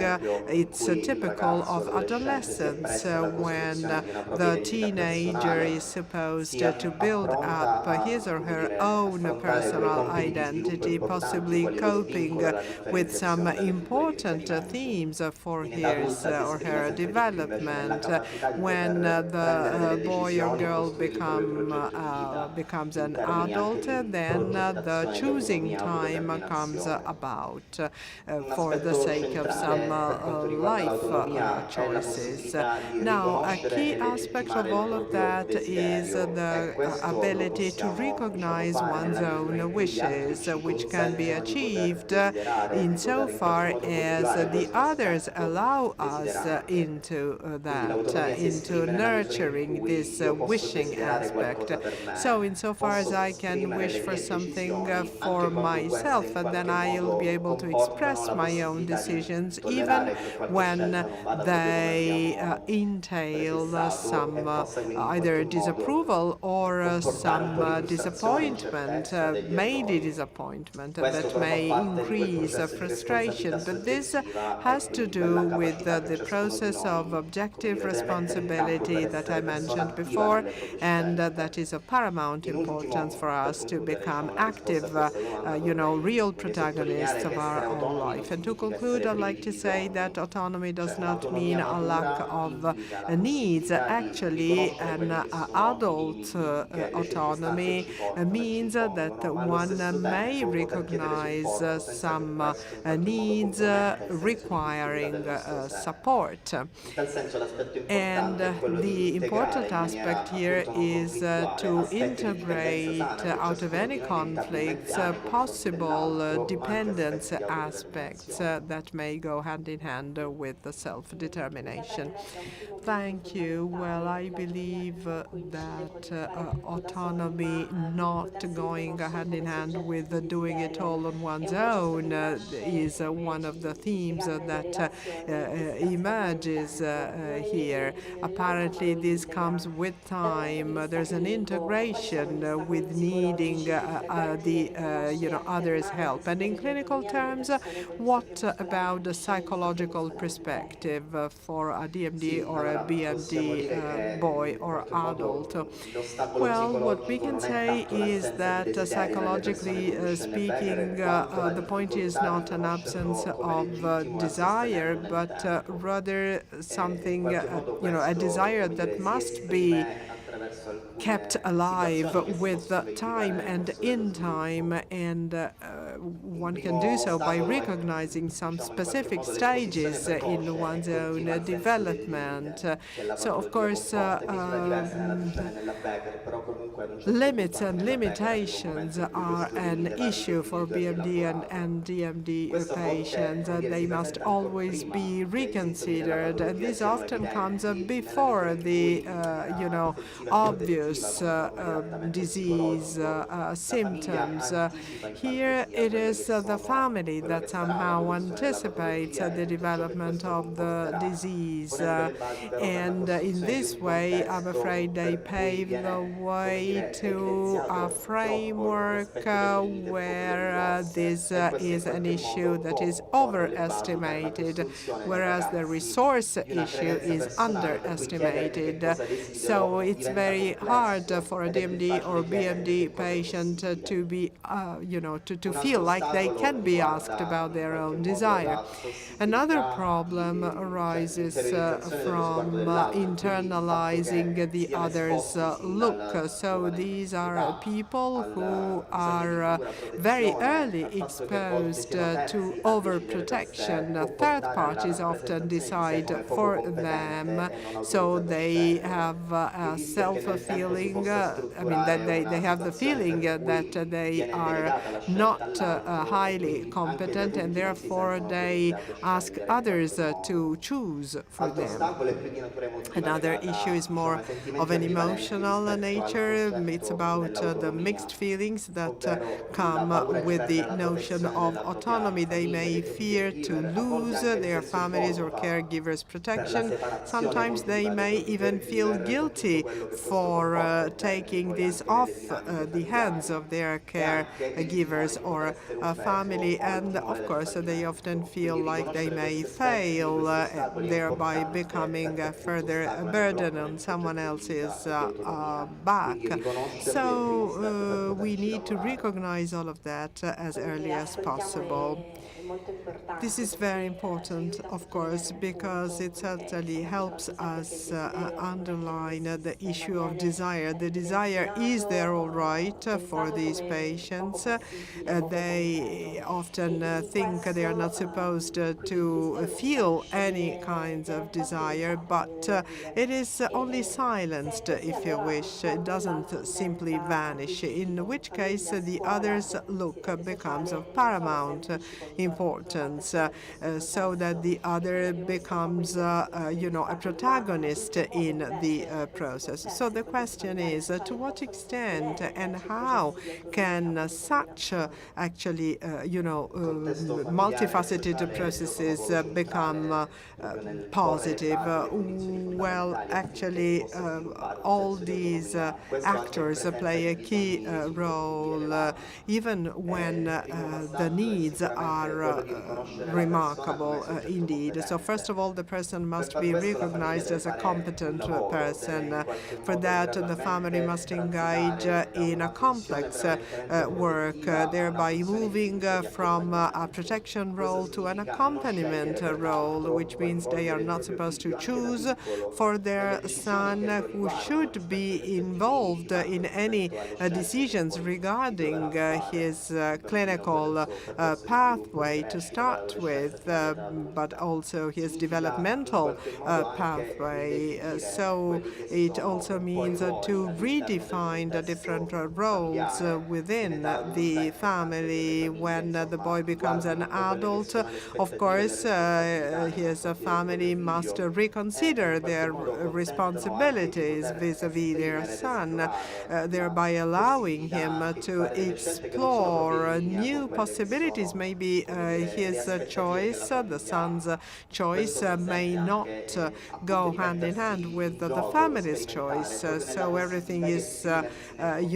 put back into a different reality, whereby the person is supposed to be able to choose and make decisions.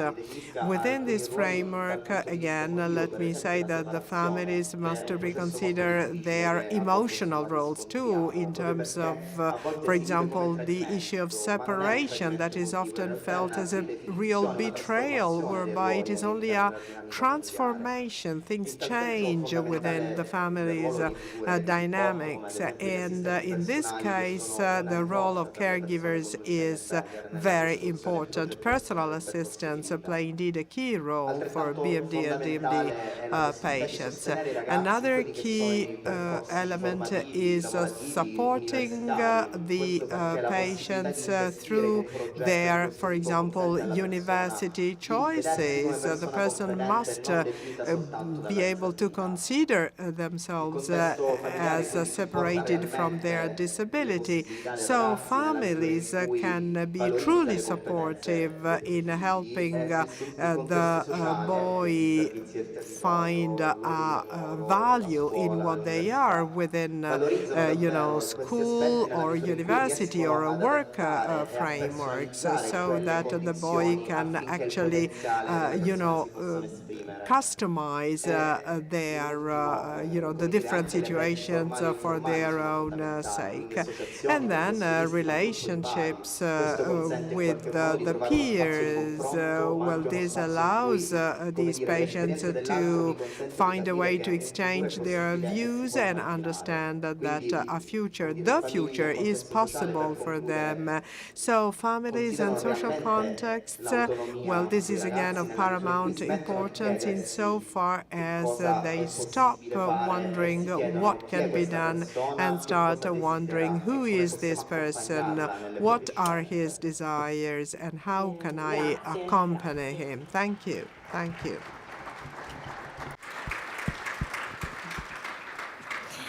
Credo che sia importante sottolineare It's important to underscore this point that you've made, because it's a key point. What is it that the person needs? Who is that person? So from protection over to confidence.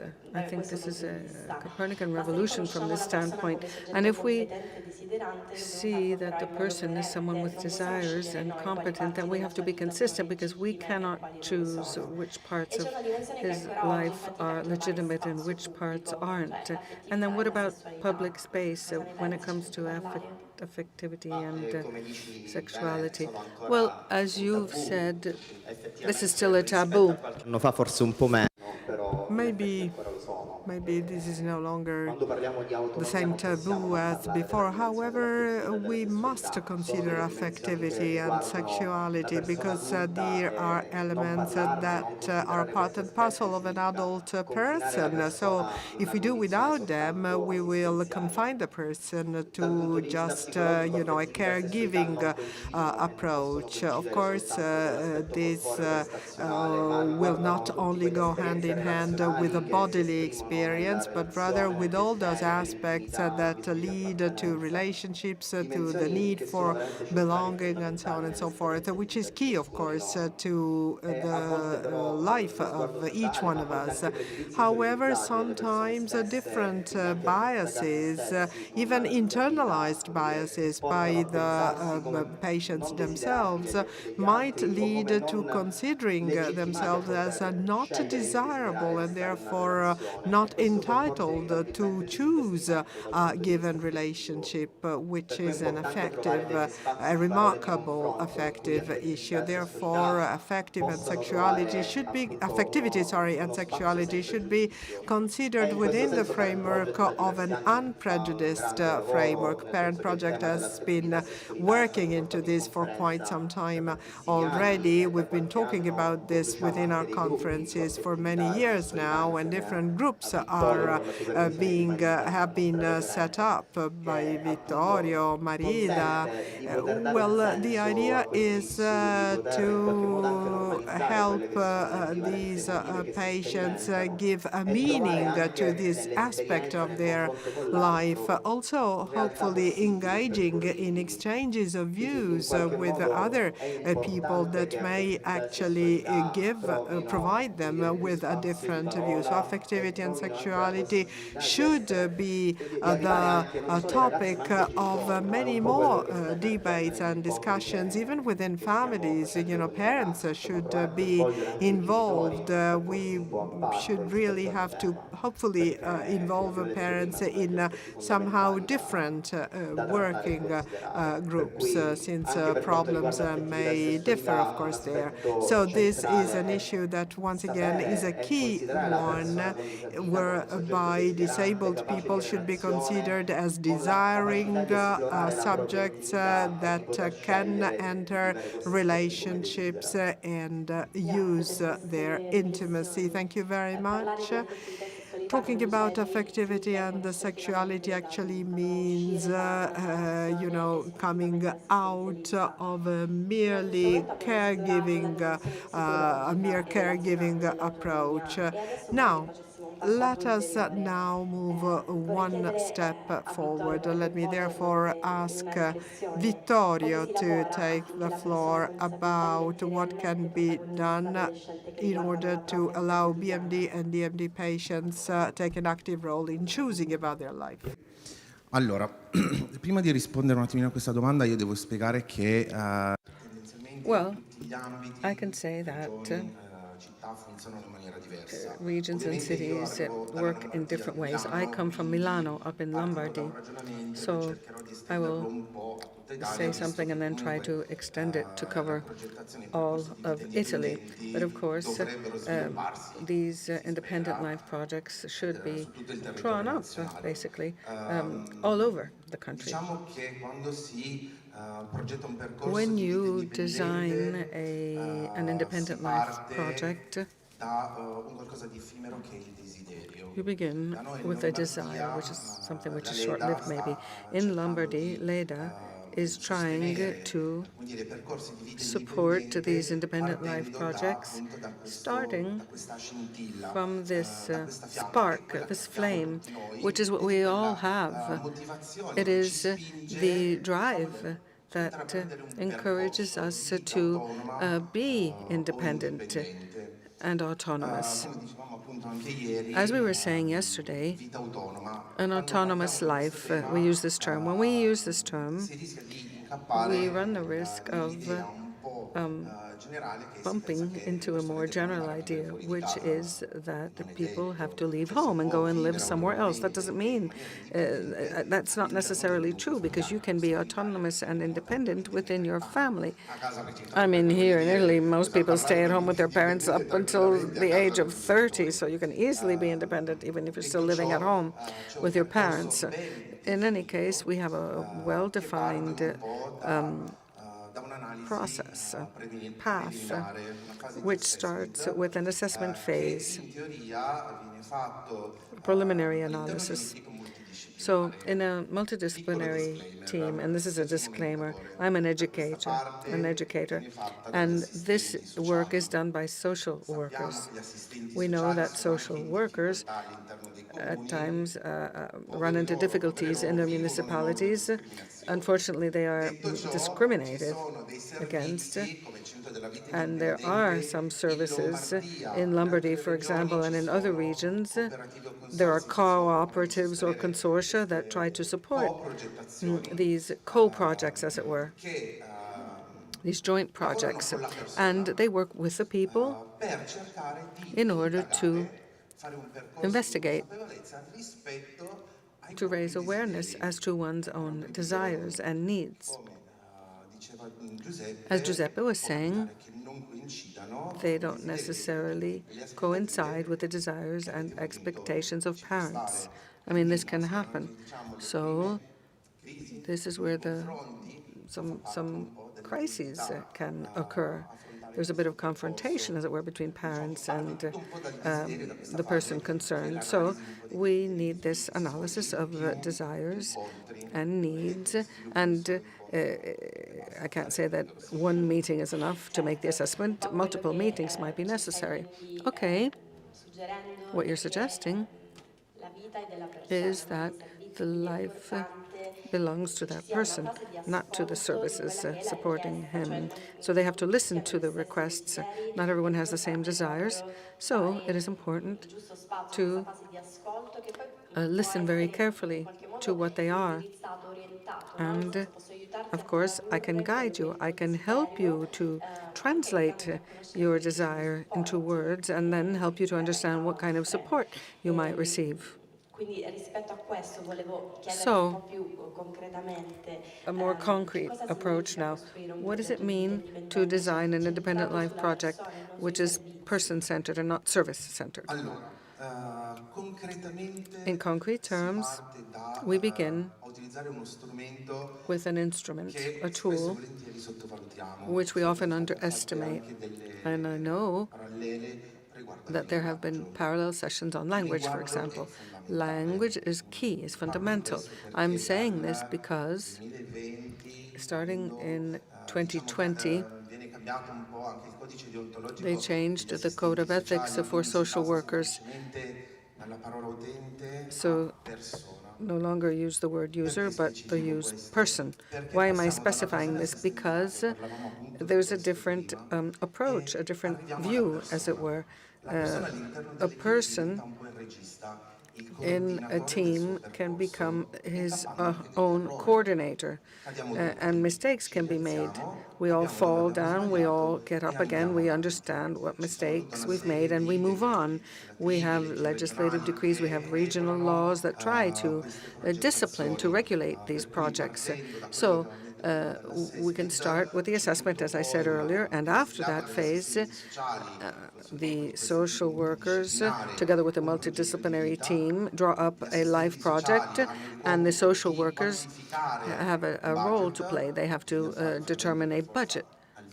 Unfortunately, we have to think of money here, and the multidisciplinary team underscores the importance of considering dreams and desires. That mustn't be underestimated. In Lombardy, the LEDA organization is trying to change the regional law, and we want to introduce the word desire. I think it's the first time that this word is being used in a law, but it's fundamental because it becomes the primary tool with which we can implement a life project. And within the design phase, there's an important step, which is monitoring. Monitoring occurs every 3 to 6 months. We do this in order to determine whether the project is running smoothly. If it's not, it's okay anyway, because we simply need to understand what's not working. Or else we realize that what we thought we wanted to do or achieve isn't really what we wanted. So we stop. New needs can arise, new desires can arise, and this is something that can happen to anyone. Up until a while ago, an adult thought they knew better what a disabled person needed. But now there's a focus shift, and we're focusing on the person concerned, and that is key. In fact, language is an important tool because the people themselves need to learn how to explain what their desires are, what their needs are. We, as educators and as social workers, need to give them the tools that they can use to do that. Yes, what you're saying goes back to what Giuseppe was saying. We have a paradigm shift. We need to wonder what that person needs, but we also need to know who that person is and what they desire. Now, to have this paradigm shift in practice, we need tools.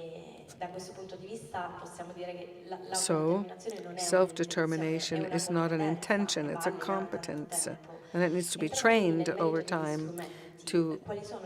So what tools, educational tools, can help us transform the need for assistance in supporting self-determination? Now, we talked about Copernican revolutions earlier. The youth, we would imagine youth with disabilities as having specific needs, and we social workers thought we knew what they needed, so we would draw up this project, and we knew that, that's what they would be implementing. But this is changing now. The tools need to be designed together with the person concerned, and we must try to understand what personalized tools might be needed. With social workers, of course, have skill sets that we can propose. Personally speaking, and this is a spoiler, I use role-playing. We saw this last year in the sessions. Role-playing gives you the opportunity to experiment quite comfortably. Now, you have to train this, as it were. When it comes to self-determination, we need simulation exercises. When I work with these youth, and when we work together, not 24 hours a day, of course, because it would be highly unlikely, but when we do work together, you must consider that it's the very first time you're doing that. You have to train yourself to explain your needs, express your needs. These are attempts that are made. Sometimes it works, sometimes it doesn't. So you have to focus on the person, on their specific needs and features. You have to bear that in mind. And you have to realize that what will work for Ugo might not work for Jacopo or for Giuseppe, but it would be fine for Matteo. So you see, you have to be flexible here, and you have to think out of the box. Now, the tools that you've been referring to, I think, have a guiding thread. One is to reduce assistance, passive assistance, and try to choose directly. Sometimes the tools are there and they're clear, but the projects are not linear. There's some resistance, sometimes in services, sometimes in families, sometimes in the general culture. And to identify those are an important step. So in your work, what kind of resistance have you run into more frequently? The institutions, the families, or cultural resistance? How can those be faced? This is an excellent question, and I will try to be concise in answering. I don't know that I'm reassured by this. When we talk about resistance, it means that we have to talk with someone else. And this dialogue is important, even if it can become uncomfortable. Let's begin with the institutions now. So there's rigidity, bureaucratic rigidity, institutional rigidity, inflexibility. And I hate to have to say this. I cooperate with social workers in teams, and clearly we get along smoothly. We have discussions, and they have to react to. I mean, unfortunately, they have some rigidities, inflexibilities. It doesn't depend on them, but sometimes this poses a limit to the person's ability to express needs and desires. So this is part of the bureaucracy element. We live in a country that is based on welfare, and people with disabilities are seen. Well, let me go back to what we heard in the opening session. Disabled persons are seen as being, oh, poor Giuseppe, don't worry, I'm here for you. Oh, you're wonderful, don't worry, I'll do it all for you. No, this is wrong. He knows what he needs. He must be trained. He must learn how to explain what he needs. So the Copernican revolution, you were saying, we need to all be trained to see that person as a person. Full stop. We need an intersectional view of that person. I see Giuseppe. I don't see Giuseppe as a disabled person, and that's all. I have an interface with Giuseppe because I relate to Giuseppe because of many other things. And now I've been keeping this for last because I love the parents, of course. And I tell you that from the start. But at some point, we all have to work together.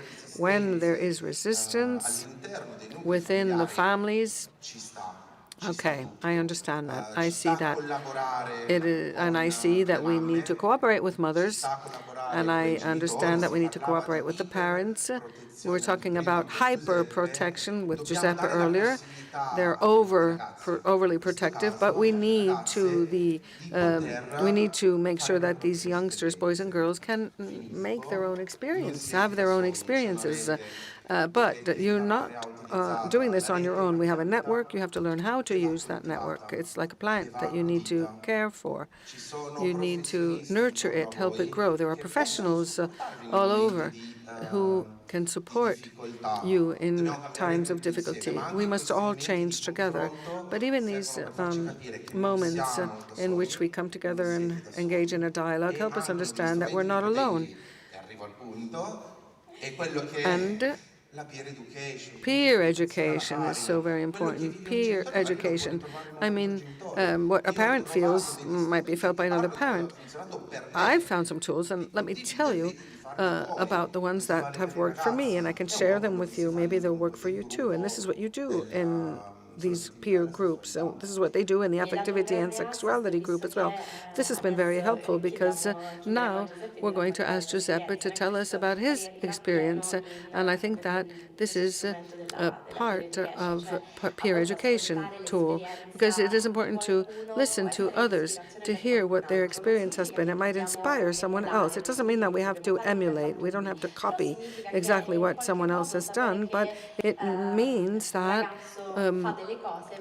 we understand that someone who does something can pave the way for someone else. Thank you to you all.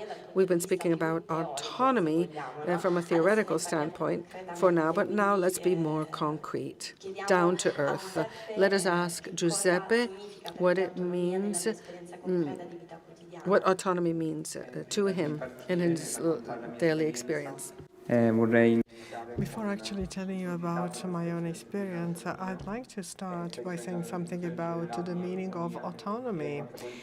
Well, it often goes hand in hand with absolute independence. However, that is not the same for all. It does not apply to us all. For those who live my own experience, autonomy may differ a lot, requiring different kinds of support, a good family framework, education. Without my family, for example, and without other figures such as accompanying teachers or my physical therapist, well, without them, I couldn't possibly achieve the degree of autonomy that I enjoy today, which is indeed a remarkable achievement.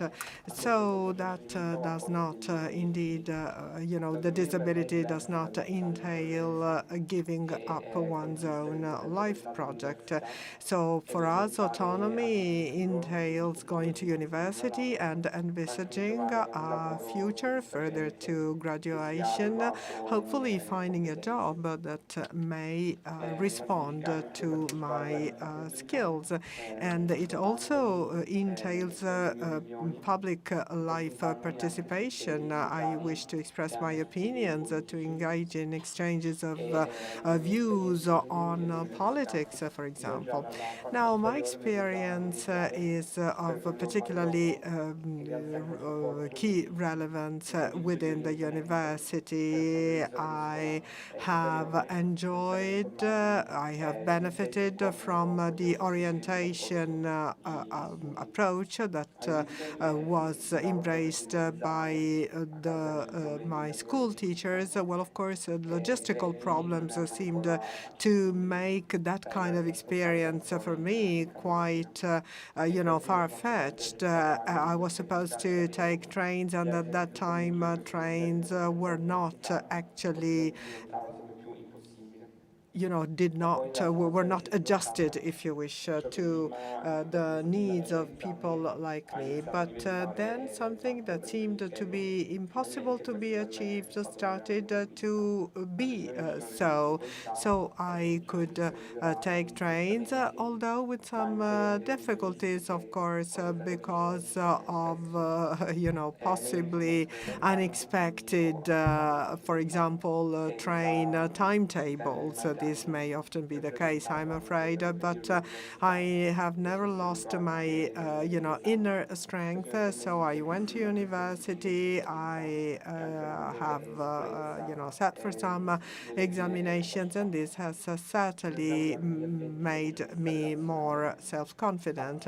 In terms of personal relations, I have actually engaged in some relationships with my university, the other university students, with the staff from the disability department, and with the people who help me go from home to a train station, either the railway special assistants or the relevant bus drivers. And this has allowed me to stop being so shy as I used to be.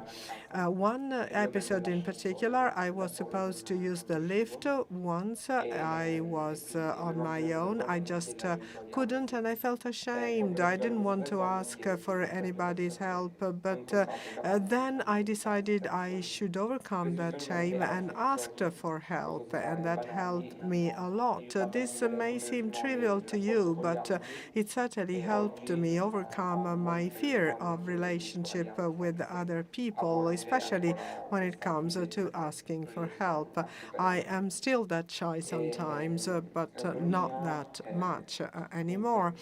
So the word autonomy does not imply that you should be able to do it all on your own. Rather, it also means to be able to ask for other people's help. In terms of affectivity, well, here is another important element. It entails engaging in human relationships with different people. I have actually made friends with many people within my neighborhood and, in the town where I live.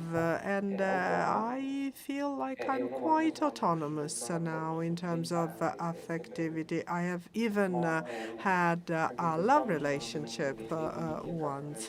So my condition does not entail that high amount of limits. Of course, I may need the help of somebody to help me go to the toilet if I'm out of home for several hours. And of course, my family has always been there, and I can't rule them out. I need some of them to take me where I'm supposed to go. However, these may be limits, but I can still engage in human relationships if it is for just a couple of hours or in the neighborhood. And quite often my friends come to see me at home, which means that I can engage in longer relationships. So my advice to you all, to my peers, well, of course, you have your own character. We all have our own personality, but don't lose hope. If you are a DMD subject, you may feel like difficulties outnumber the advantages, but keep fighting for your needs. And for that, you must leave your comfort zone behind and get more information about what is available. Try and fill in some forms. Do not, isolate, and rather try and find more and more autonomy. Thank you. Thank you, Giuseppe. Thank you very much for your contribution. Well, you've made it all very practical. Thank you for that. Autonomy is not a theoretical point. Rather, it has to do with, for example, the courage to ask for help. It's, sitting for examinations at the university, and it is about perseverance more than anything else. And this takes us to talk about work, which is indeed an extremely relevant issue. So, Marco, anything from companies about that? Good morning. I hope you can all hear me. Let us begin with the companies, with the businesses. Now, what's happening today? On the one hand, businesses tell us that they are more and more inclusive and that the population is growing. But to do this, they use methods which keep people away at the source. We're talking about documents, piles of documents, anything that they might need except speaking with people themselves. So what they've set up is a way to not speak with people at all. Now, these people might have difficulties or disabilities, they might not, but businesses have trouble with this because we create all sorts of support mechanisms, but they are not at all inclusive, and they do not facilitate the recruitment of these people. Now, let me tell you a bit about my experience. I think it's pretty natural for this to be done. We decided to start listening to these youth, whether they had difficulties or not. And we realized that it didn't make sense to speak about business and working objectives unless those people knew what they were going to be doing and unless they were able to express their desires within the business organization that was recruiting them. So that was an obstacle from the very start. Now, if there are difficulties, if there are disabilities, then it becomes even more difficult. So how did we avoid that? We've been doing it for 25 years. We have youngsters with dystrophy, with ALS, with cancer, with hearing and sight impairments, autistic and Down people. I don't really agree with the word inclusive. What I think we should do is not exclude. There you go. Let's not exclude. And this is what we've been doing over the years. So we work in fashion, in the fashion industry, and people think that perhaps they're very distant from, very remote from these personal needs, and maybe it is. It hasn't been easy, in fact. So what can we do? Well, first of all, we have to try to understand in this organization what these youth would like to do.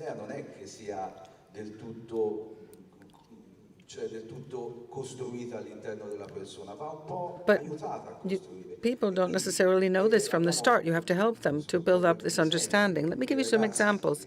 We've had a girl, for example, I'm thinking of this example right now, who had a very terrible accident and she was paralyzed. And she asked me if she could learn to become a welder. I think she is one of the few welders with this kind of disability, and yet she had this passion. It had nothing to do with her life before the accident, and this is what she did. So we listened to her, and by listening, we can understand what that person's objectives are, and we can receive them, welcome them, but that's not enough in itself. Often, businesses, how can I put this, are not very concrete in trying to facilitate a person, because if they want to do some manual work, we have to provide that person with the necessary tools. Businesses that manufacture cars don't allow disabled persons to work in the factory. They haven't considered how to do that. So what we try to do is to listen to the persons, whether they have disabilities or not, and we create the machine around that person, and this makes it easier for them to work. Maybe these youth had dreams and imagined what their life might be like, and the business and colleagues have understood this, and therefore, if necessary, they create the tools and the machines which would enable that person to work. And this is what is successful in a business organization, regardless of the health conditions and whatever difficulties or disabilities there are. Now I'm addressing businessmen, if they are here in this room.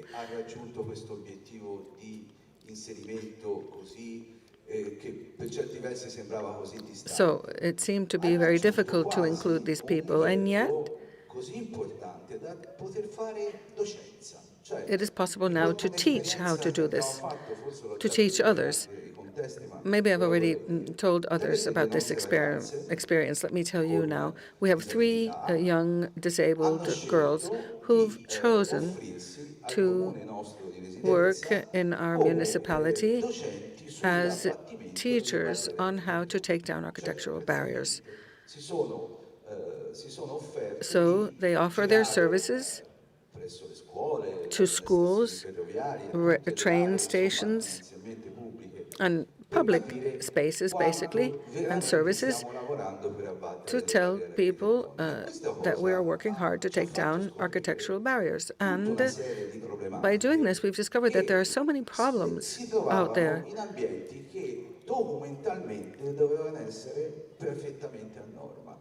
in places where all the rules were being followed in theory. So we continue to build buildings and homes and spaces.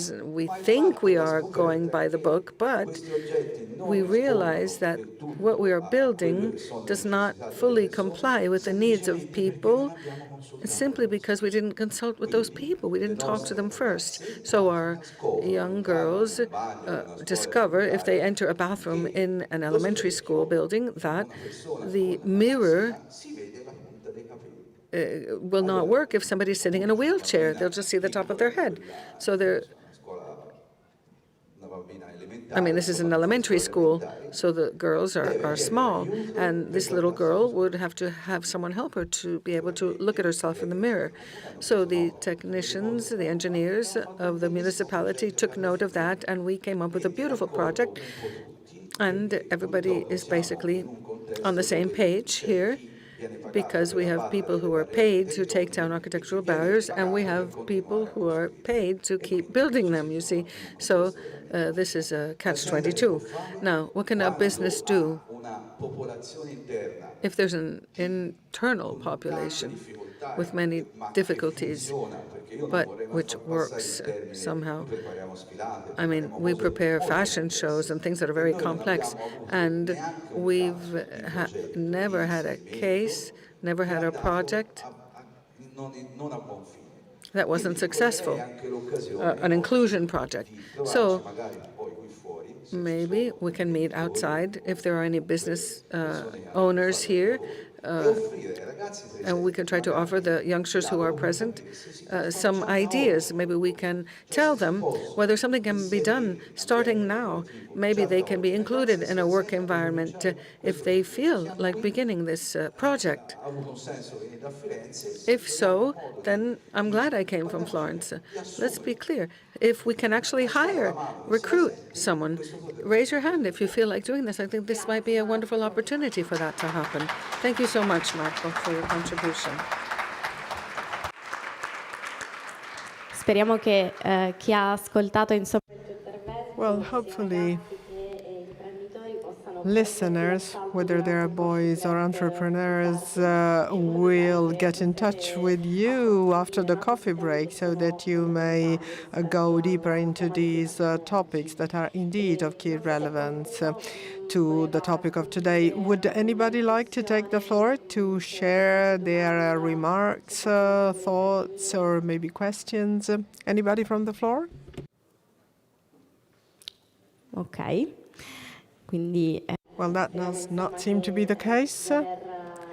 We certainly hope we have answered some of your possible answers regarding this topic. Thank you again to all our speakers. Let me recap. We started from the psychological notion of the desire. We talked about the role of families, of affectivity, of education, the relevance of life projects and work projects. So if we try and find what makes it all together is autonomy not being the absence of dependence, but actually the search for relationships that might not replace one's own autonomy, that must be fought for on an everyday basis.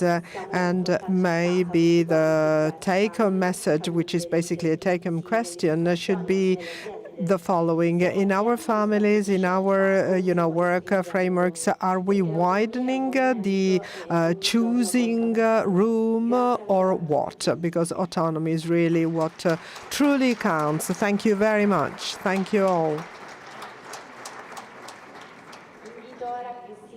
Cristina Picciolo and Stefania Pitrolo, please come to the podium to talk about the project that is indeed very relevant to what we've been talking about so far. Thank you.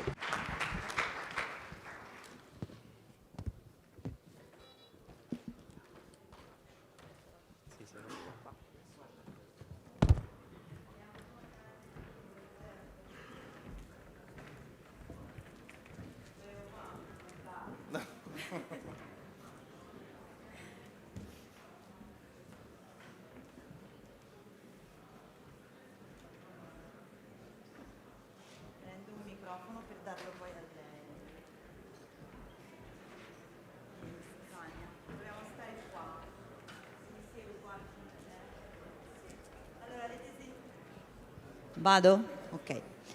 Avete sentito parlare di autonomia? So, you've heard the speakers talk about autonomy, independence. So a couple of minutes with Stefania Petroni, the national president of UILDN. Thank you very much for being here with us.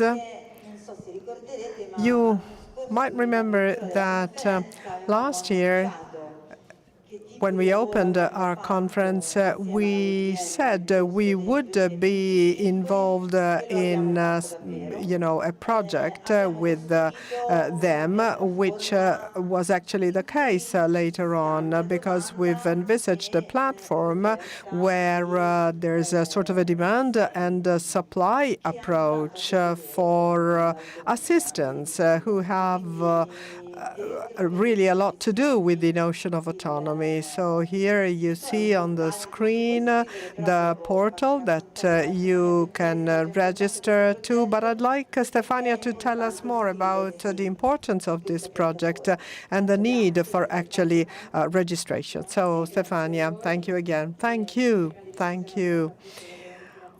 I would really like to thank Tio Magnano, the president of Parent Project, all the board and the staff. Thank you very much for the work we are currently involved in.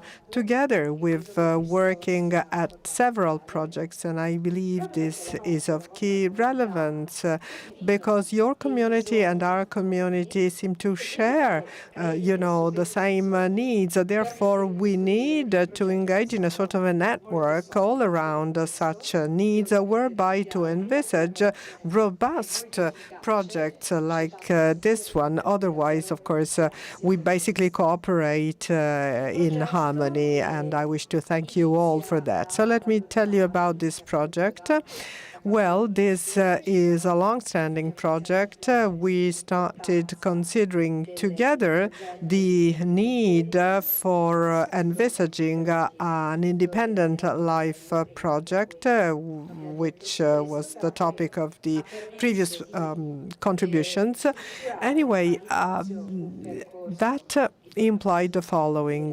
First of all, some education and training for personal assistants and for those who need these personal assistants. These are professional figures that I'm afraid lack a professional recognition, which goes into their job agreements, their job contracts, of course, too, I'm afraid. But precisely hence the relevance of this job and the tools whereby to actually enter this kind of profession. So a training program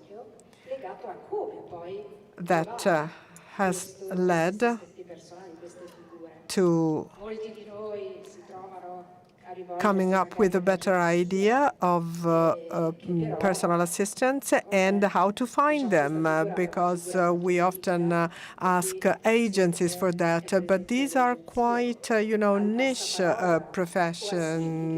professional figures. The relevant sites are actually quite general. I have gone through a similar experience. I was supposed to get personal assistants whose curriculum had nothing to do with my needs. Hence, again, the relevance of going deeper into this need, whereby, which took us to envisaging a demand and supply platform involving those who ask for personal assistance and those who want to be personal assistants. It's a national platform here in Italy, and of course registrations are very relevant because the more registrations we get, the better will, the easier will be for us to find the right people in the right place, responding to the every time to the relevant needs. I have tried that. I registered. Well, I did not do that, immediately. I, waited a bit, but I live in Milan, and I have already found, a dozen people in Milan who wanted to be personal assistants. Now, this is not a general platform. It's a specific one. Those who have attended the training courses have then registered. Therefore, they are already able to use their competence because they have learned the right tools. So if you're looking for a personal assistant, or if you want to be a personal assistant, or if you know somebody who has these needs, please spread the word, because the more registrations, the better we'll be able to have them all within one network. Thank you. Thank you. And of course, more registrations will also allow us to spread the culture of autonomy. Now, coffee break, 6 to 7 minutes, says the speaker. By the way, about this training course that was mentioned, meetings were held, and among the trainers there were our disabled people. I mean, we really wanted, the would-be personal assistants to learn about the disruption of common places. So please spread the word. Thank you very much. Thank you, Stefania. Enjoy your coffee break. Please come back on time. Thank you.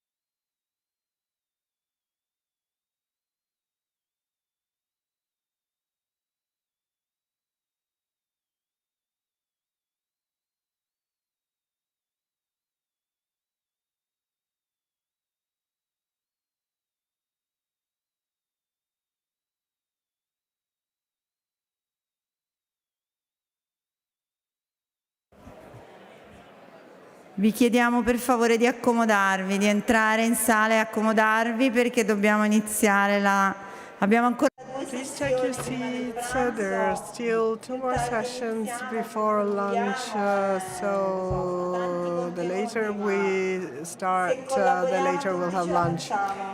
Let's try and give us all a hand. So please come into the hall and take your seats. gli aspetti cardiaci.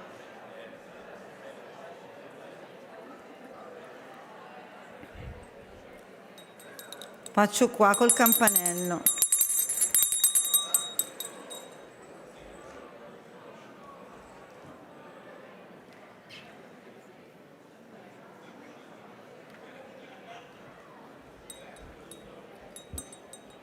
Dove sei, Fefe? Eccoti.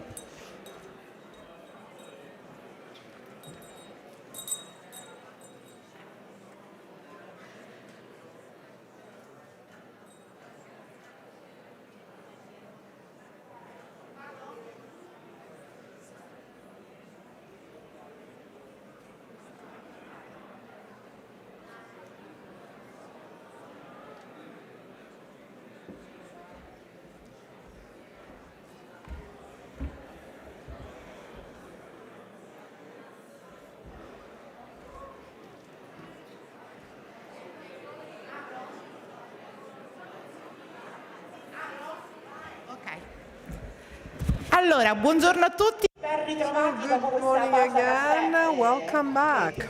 Welcome back. I hope you've enjoyed the coffee break after the very emotional and dense starting sessions.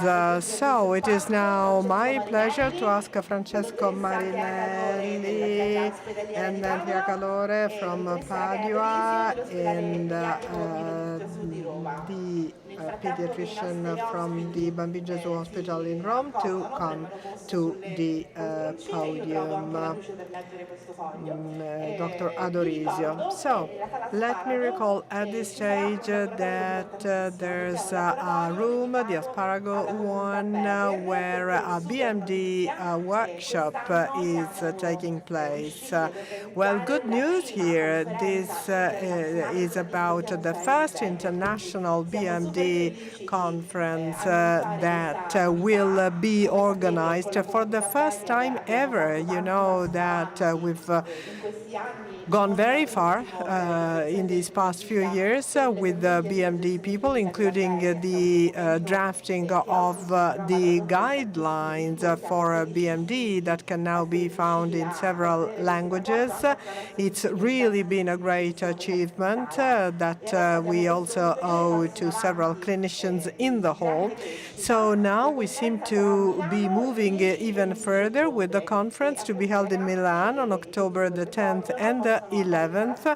So go to the Asparago Hall and you'll get a brainstorming about this event that mainly concerns the BMD community. Having said that,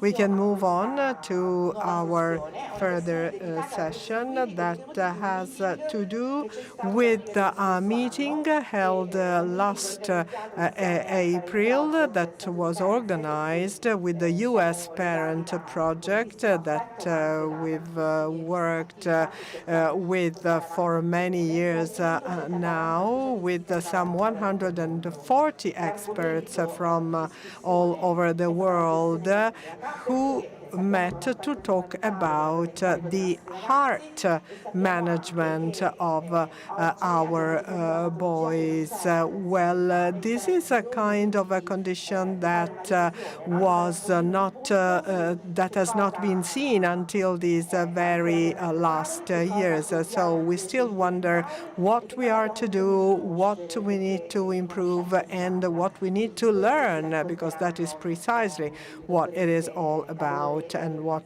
you will hear from Drs. Calore and Adorisio. But before giving them the floor, I am really happy to have Francesco Marinelli here. He will be chairing the session, and he will be introducing the session with a short tale.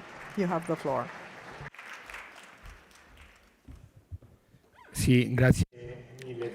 Thank you very much, Fernanda.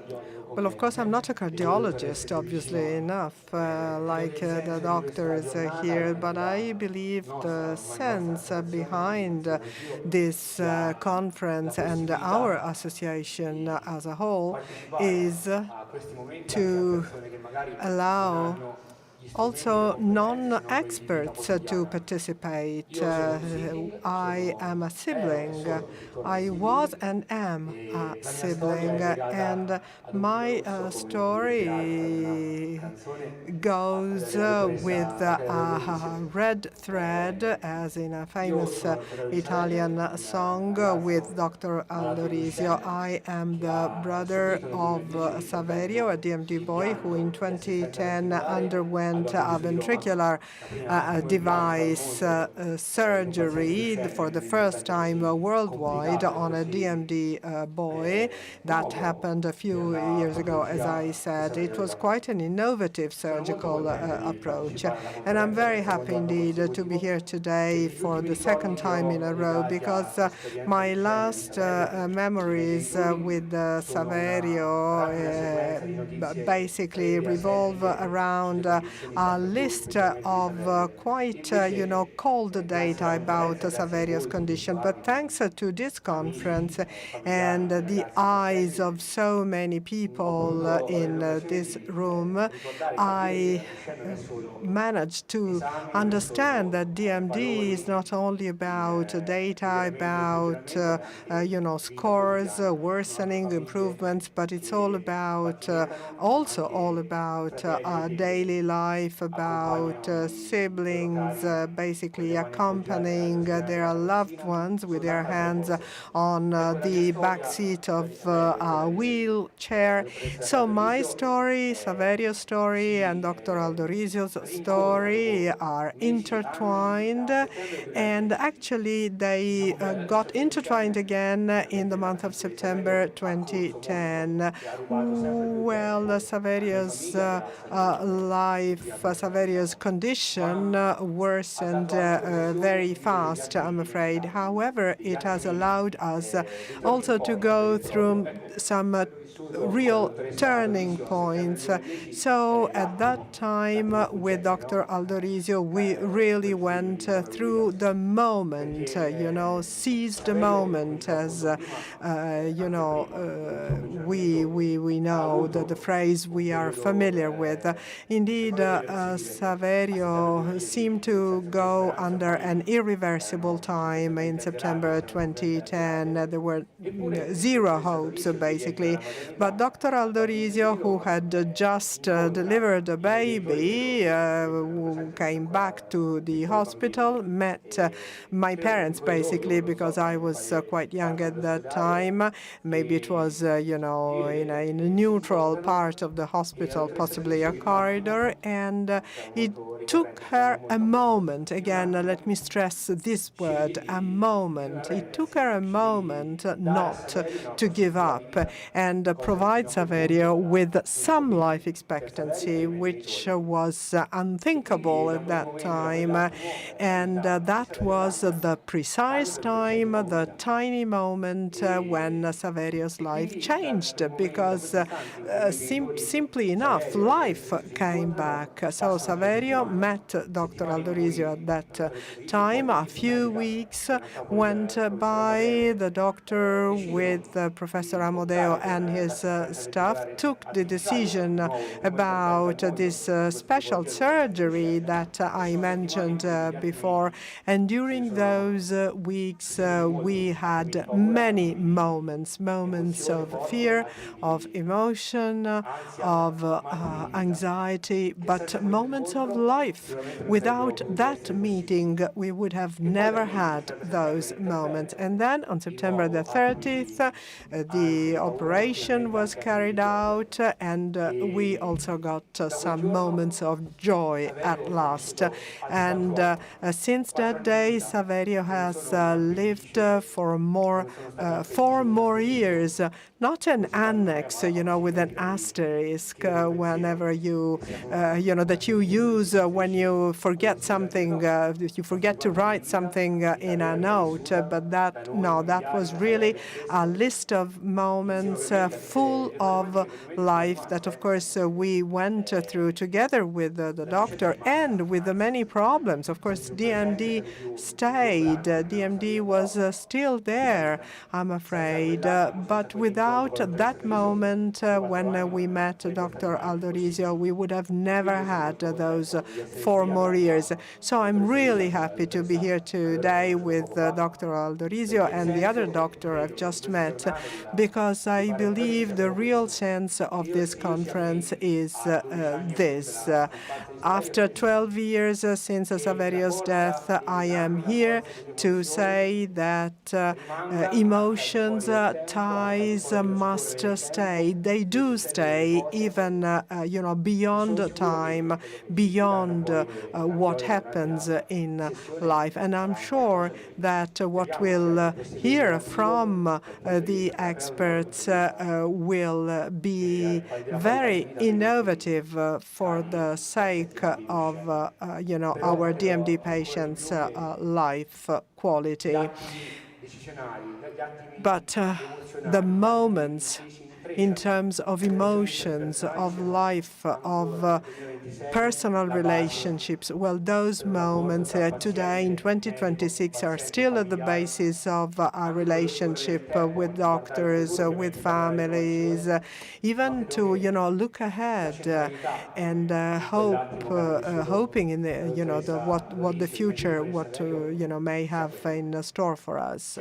So I believe that such personal relationships, such human relationships are the key, because this allows us to exchange our opinions and views. Well, of course, our parents and Saverio himself certainly had some tools to move forward, but they said yes, because something must have exploded in their hearts after talking to Dr. Aldorisio and her team. So I'm very happy to be here.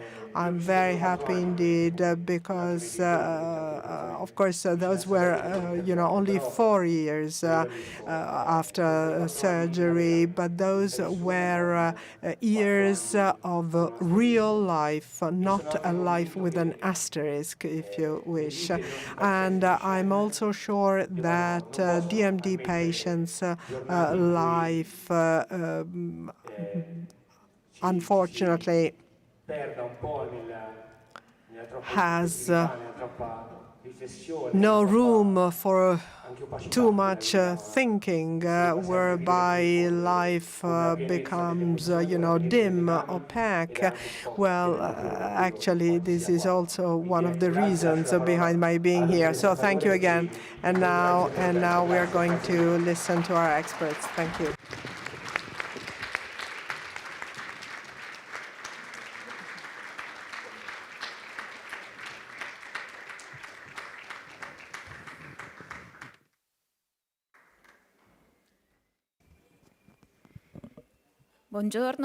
Good morning, everyone. My name is Chiara Calore. I come from Padua. I work at the hospital there, at the local health center, and I cooperate with UIDM. I know we're not competitors, but allies in this mission of ours. So I work in the area of adult cardiology, and I cooperate with our neurology department, which is an important center, and I see that I see many patients with neurological diseases, with heart complications as well. I'm happy to be able to participate in this international meeting. Now, in April, we had a meeting on cardiopulmonary diseases, and they've asked me to provide you with some feedback on this today. Now, I have some slides which I think will be helpful. There will be some pictures for you, some tables. Okay. So it was a very interesting opportunity to get to know one another, Italian cardiologists and pneumologists, and our U.S. colleagues, and more, of course. We also had colleagues coming from elsewhere. And it was a time for us to have discussions and to grow, as it were, in areas that a cardiologist will not see on a daily basis extensively. So it is important to engage with colleagues who treat the same rare diseases. You see, it's a very valuable opportunity, so I wish to thank Parent Project for that. It was my first experience, such a complete and thorough experience, which I did enjoy immensely. Now, the first remark is that survival in dystrophy patients has improved over time. In the past years, in the past dozen years, we've seen improvements, and there are new elements which we didn't used to consider. For example, the heart component. The guidelines or recommendations that help us here do exist. They're a bit old, superseded. These are publications that date back to 2018, and they encourage us to be proactive, to have an early diagnosis, and to have a close follow-up in patients with these diseases. Now, they've been supplemented over the years with new indications, and this is thanks to a network of international experts who are dealing with the cardiac treatment in these diseases. So it is important to take stock of these new indications. Now, we began with all these questions here. When to begin our cardiological assessments, and what is the timing for follow-up, when to begin therapy, which therapy, what to call, how to titre it, what the effects of the therapy are, the risks of arrhythmias, and maybe advanced therapies could be considered. So you see, these are the questions that we had in mind and that we absolutely needed to discuss. We used the working group approach, mixed groups, Italians and non-Italians, because we wanted to be able to share our experiences through these discussions. The first group assessed the need and the indications for a diagnosis and follow-up, and we underscored that it is important to consider any possible heart problems from the time of diagnosis, because that way we could determine the protocol for the coming years. This has to be done through a shared approach. The patient and the families must realize that the heart conditions will be assessed perhaps a bit later over time, and we had to determine what the most suitable times for follow-up would be. Here in Italy, we usually have it every 2 years, up to 10 years. In the U.S., our colleagues told us that they had more frequent controls or follow-ups. And it depends, of course, on the opportunities that we have, on the options that we have to do this. It's not very encouraging, because there are many neurological centers, even the best, that don't have an adequate heart center that they can refer patients to. So we need to have the opportunity to make the heart dimension more important for muscular dystrophy patients. The other important point was to consider an assessment for diagnosis and therapy in women who are carriers of the disease and sisters, so some counseling would be important. in that area. There's another working group that focused on diagnostic tests. In cardiology, we usually have an ECG and an echocardiogram, which has to be performed and perhaps repeated annually at least. And we also considered cardiac magnetic resonance with a contrast medium. This provides a lot of information, but it isn't always easy to perform, and it isn't so common or widespread. Now, the cardiopathy entails a loss in function and the replacement of the tissue with fibrotic tissue, as if it were a scar.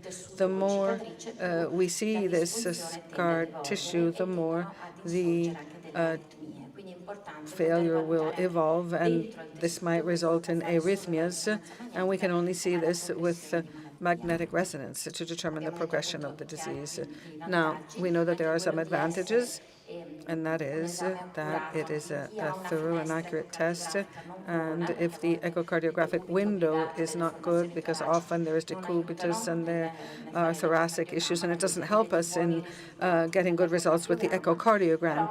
But there are also some disadvantages, i.e. the cost, the availability, and the need to have expiratory apneas. And yesterday in a roundtable discussion, we talked about the fact that if they use a ventilator, you can't enter the the magnetic resonance machine, and it might be contraindicated in people who have defibrillators or other devices. So we have to be careful in choosing the right time for the test. And the test can provide us with some information, as I said, some data, and therefore we have to know exactly when to perform it for each patient. Then there was the drug therapy, which was another important point in our discussion. We know that we have to consider prophylaxis, in other words, use the drugs before the heart condition appears, and these are the ACE inhibitor drugs or the angiotensin blockers, the so-called sartan drugs, and they have to be administered before the age of 10, maybe even sooner than that, in order to limit the progression of the heart condition, and then they have to be titrated over time. We have to increase the dose on the basis of the response. We then combine other drugs to this protocol for prevention and for treatment. We have different kinds of drugs which can be added a bit later on when we see there is a fibrosis and then with the progression of this dysfunction. Another important class of drugs are the beta blockers, which are used when we have a ventricular dysfunction, when there is arrhythmia or tachycardia, ventricular arrhythmias, and we have new drugs that can be used for this kind of failure. They're called ARNI, glyphosines, and others, ivabradine, which can be added to this combination. So we have a progression in the disease, but also a progression in therapy. We need to bear these drug classes in mind and the timing, in other words, when to begin administration. I won't go into the details of this, but we have a table which shows us exactly when to introduce the drugs according to the need of the patient, therefore the right timing, and cardiologists, neurologists, and patients and their family members need to realize that therapy is important, but it can change. It can change the progression of the disease. Another important point is arrhythmia. The risk of arrhythmia, maybe Raquel will talk to you about this. In the early stages of the disease, it's not so marked, especially in children and in youngsters under 18. However, we have to bear it in mind, keep it under control with an ECG, with a dynamic ECG, and we can use prolonged monitoring systems, for example, the loop recorders and smart watches, devices of this kind, and you can just wear it basically, and when you feel that there is a symptom of arrhythmia, you can monitor your heartbeat. The risk is worse in the more advanced stages of the disease when there is fibrosis or a ventricular dysfunction. and the monitoring has to be more frequent. Now, we have to have appropriate drug treatment. We have to use the main drugs. This is the best way to avoid the onset of arrhythmias. In addition to drug therapy, we have non-drug therapies, for example, one of them being the implanting of an ICD, a defibrillator. They are devices that can read all sorts of symptoms, and they've been devised for heart diseases in general. We don't have any specific indications or guidelines for muscular dystrophy, so we're working on that. They are life-saving devices, so they have to choose the patient very carefully before implanting and choose the right kind of defibrillator as well to implant. So in many cases, it is successful, but there can be supraventricular tachycardias in some patients. So the device has to be properly set in order to avoid these inappropriate events, as it were. We then have the conformation of the thorax and the need for anesthesia. So the implant has to be done by a multidisciplinary team because so many elements have to be considered. Now, we've tried over the years to have a better model for these kinds of patients, and in addition to the standard criteria, there are some more specific criteria for this particular disease. So this was a paper that was recently published by some colleagues in the Novara group, and it's very interesting from that standpoint. So for the moment, I'm done. My colleague will speak to you about the more advanced topics. I mean, it's always very difficult to understand the needs, but it is so very important to establish a network and to increase knowledge and to make it possible for the specialists involved in these different areas, cardiology and pneumology, to grow, to develop professionally. It is important to have this coordinated network because what used to seem to be impossible, or where there used to be 5 or 10 years ago absolute contraindications, well, this is no longer the case. So what we can do in the future depends on what we share today. We have to share our experiences. Thank you.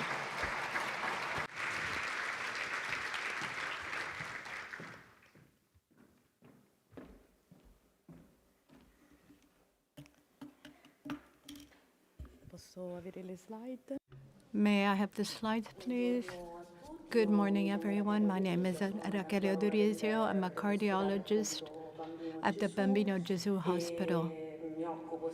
And I've always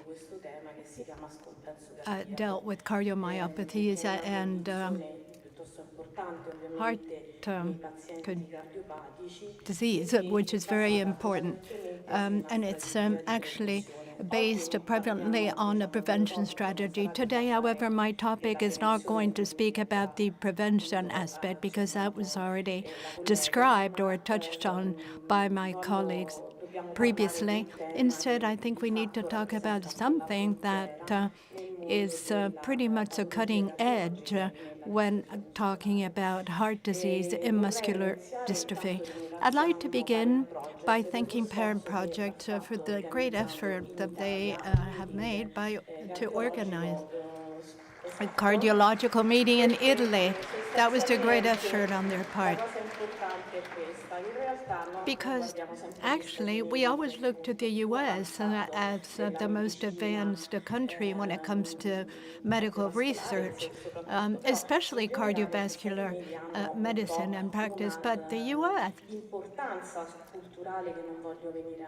really do play an important role culturally, and I don't want to deny that. But when it comes to cardiology and when it comes to Duchenne muscular dystrophy, Europe has played a very important role. So thank you, Parent Project, because you have enabled me to integrate the experience of Europe and talk about France, because France established the first center which developed a prevention strategy, and then Italy that indeed began to treat the advanced disease, because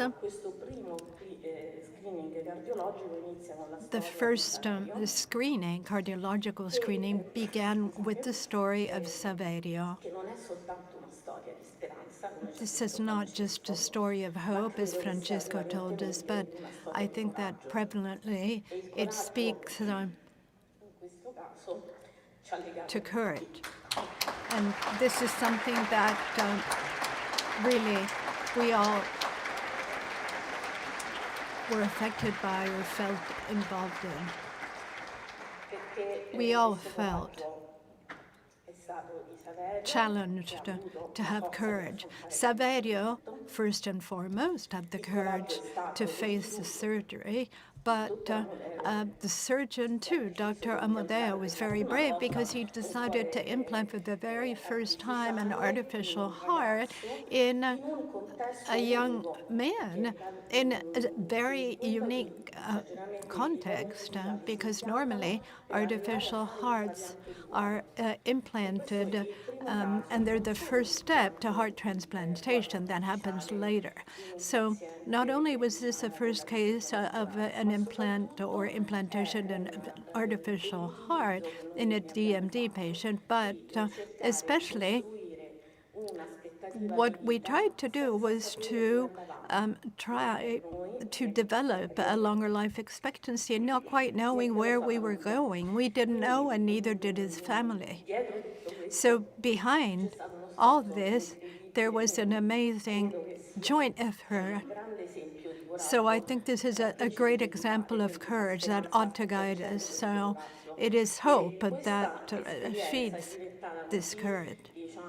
And this experience became so emblematic, and it involved so many people that now in the U.S. the number of artificial hearts has actually grown. We're talking about 20 artificial hearts that have been implanted in the U.S. So we're talking about something that is really quite granular if we're talking in terms of data. And our center, our facility, is definitely a leader in this because we've implanted over 10. And I have to say that today, compared to back then, artificial hearts allow us to have a much longer life expectancy, because we also treated patients that were able to survive beyond 5 years. And with some actually going as far as 10 years. And especially the devices. I mean, at the beginning, we started out with an artificial heart called Dystrophy, but today we can implant the HP3, which has a risk profile that's a lot lower, and that provides a guarantee, if you will, because it is a very important therapeutic choice that can be made. And this changed everything because today, when we talk about heart disease, you see that the guidelines focus mainly on prevention, and they focus on the beginning of the cardiomyopathy. But we are dealing with sometimes arrhythmia and advanced cardiomyopathy. In the working group, the advanced form was dealt with the effort to define the level of severity, the risk factors. I like to highlight this because it has quite an impact in my clinical practice. The most important factor that determines the prognosis of the patient is weight, first and foremost. So it's really important to look after the nutritional aspect, the endocrine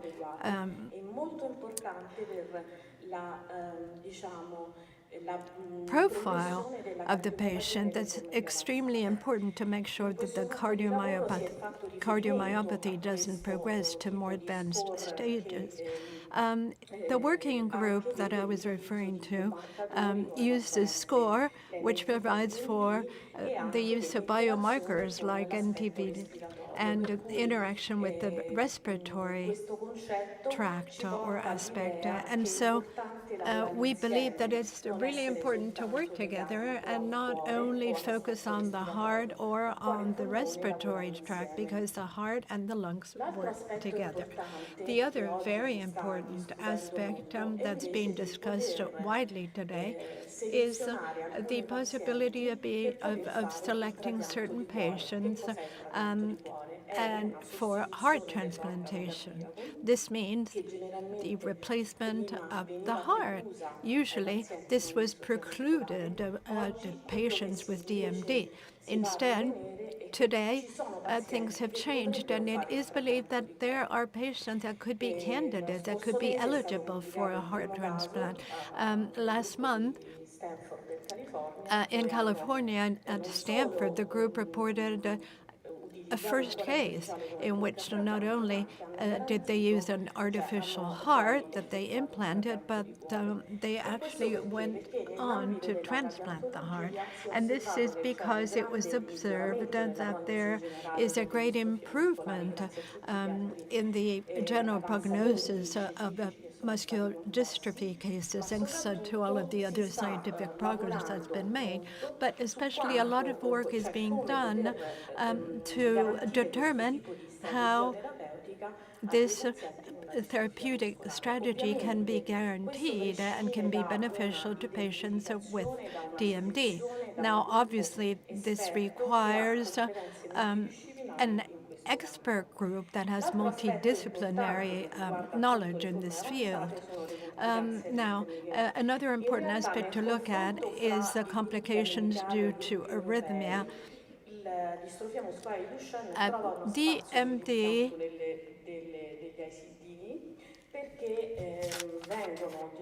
indeed has benefited from the implant of ICDs, both in the US and in the European groups.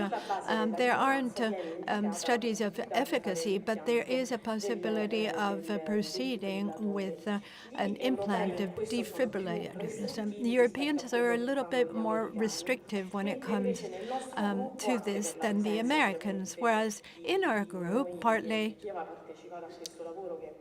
thanks to the presence of some of us who participated in this work, the model that we followed was to provide for a tailored approach, and therefore we tried to integrate the specific characteristics of the patient and, of course, of the heart of the patient on the extension of T.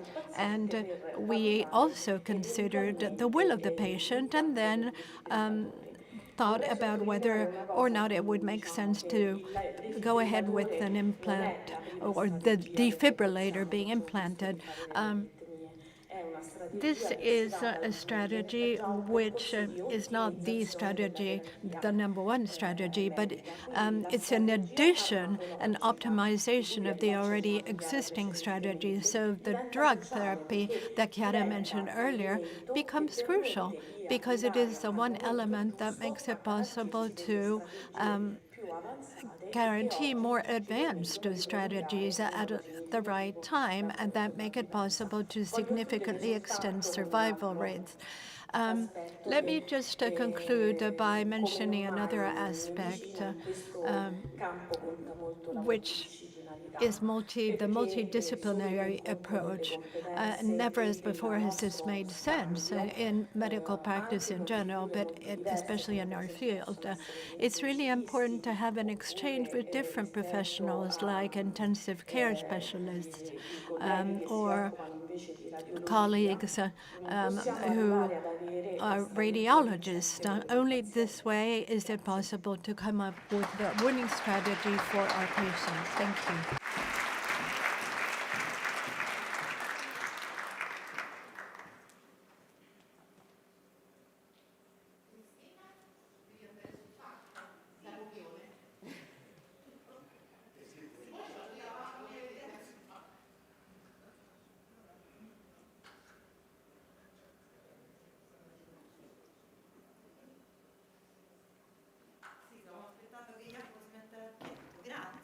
I managed not to cry this morning during the opening session, but I didn't manage this time. I was listening to Francesco and his story, and it was just so touching. Thank you.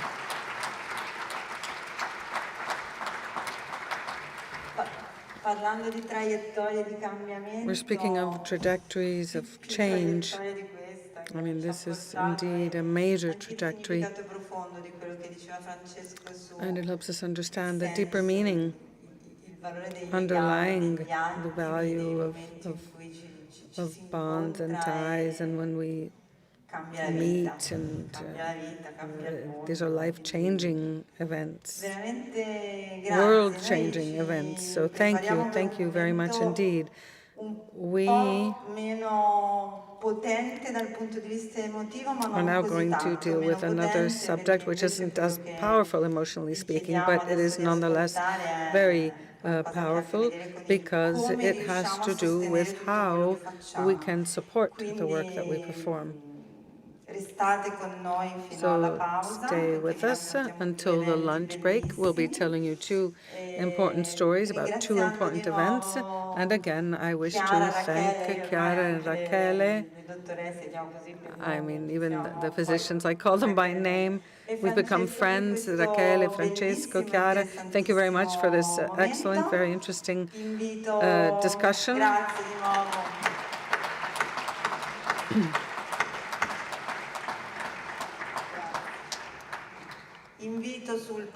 I would ask Roberto Zoffoli to come up to the stage from Project for Life. Tony Vigoroso, or Antonio, actually, is his full name. He was a member of the board of the Parent Project and a professional athlete, a biker. He needs no introduction. And Jacopo Verardo can also come up to the stage.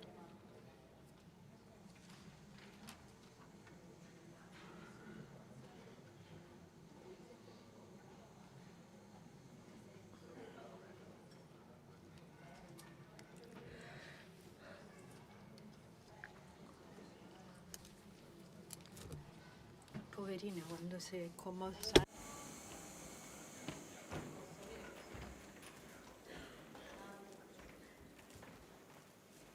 Ok, dicevamo stamattina. Now, this morning, we were saying a round of applause for our organizing team, the support team, technical support. I mean, we've been torturing them for weeks now to prepare for the meeting, and we're torturing you now, still. So, let me go back to what I tried to say this morning in my opening remarks. All the work we perform is done because there are so many people and organizations that believe in what Parent Project does. This is important because this conference and all our daily activities, even our meetings out in the regions and whatnot, are possible because we raise funds. We have to focus on this because it's so important. Because to do what we do, we need for people to know about us and to have people believe in us. Now, over the years, we've managed to do so much. There are so many people who organize events and to support Parent Project. So today we'll tell you about one event which has been organized for years now, and we're now trying to have an offshoot, as it were, of this event, and I'll tell you about it in just a moment. So thank you to all the others who are organizing events with us. I see Angela here, from Project for Life, and she's also the organizer of one of the events that supports our activities. It is a show that is put on in mid-November every year in Velletri, near Rome, and we do a lot of fundraising there. Last year, Jacopo Verardo knows this, and as part of this, the organizer of Pianethlon, which is a relay race held in Pordenone up in the north, and in 2025 they managed to raise 30,000 euros for Parent Project. We also went with a staff team to participate in this relay race. And in our stands outside, when you enter the main hall, you'll see Zoccolo Duro. This is an organization that this year organized a sports event in Caserta, and they promote and organize events to disseminate our change culture, but also to raise funds. There are many, just sitting here before my eyes, Vilma, Mayo, Sara, they organize all sorts of events. There are many people who do just that. Today, this is what we'll be telling you about, and thank you, Dolomiti, for Duchenne and the offshoot that is about to be born, and thanks to Angelo Ficocello as well, who's not here. Every year he organizes a Parent Night Live and a summer event. So this is a way to thank everyone, to tell people what you do.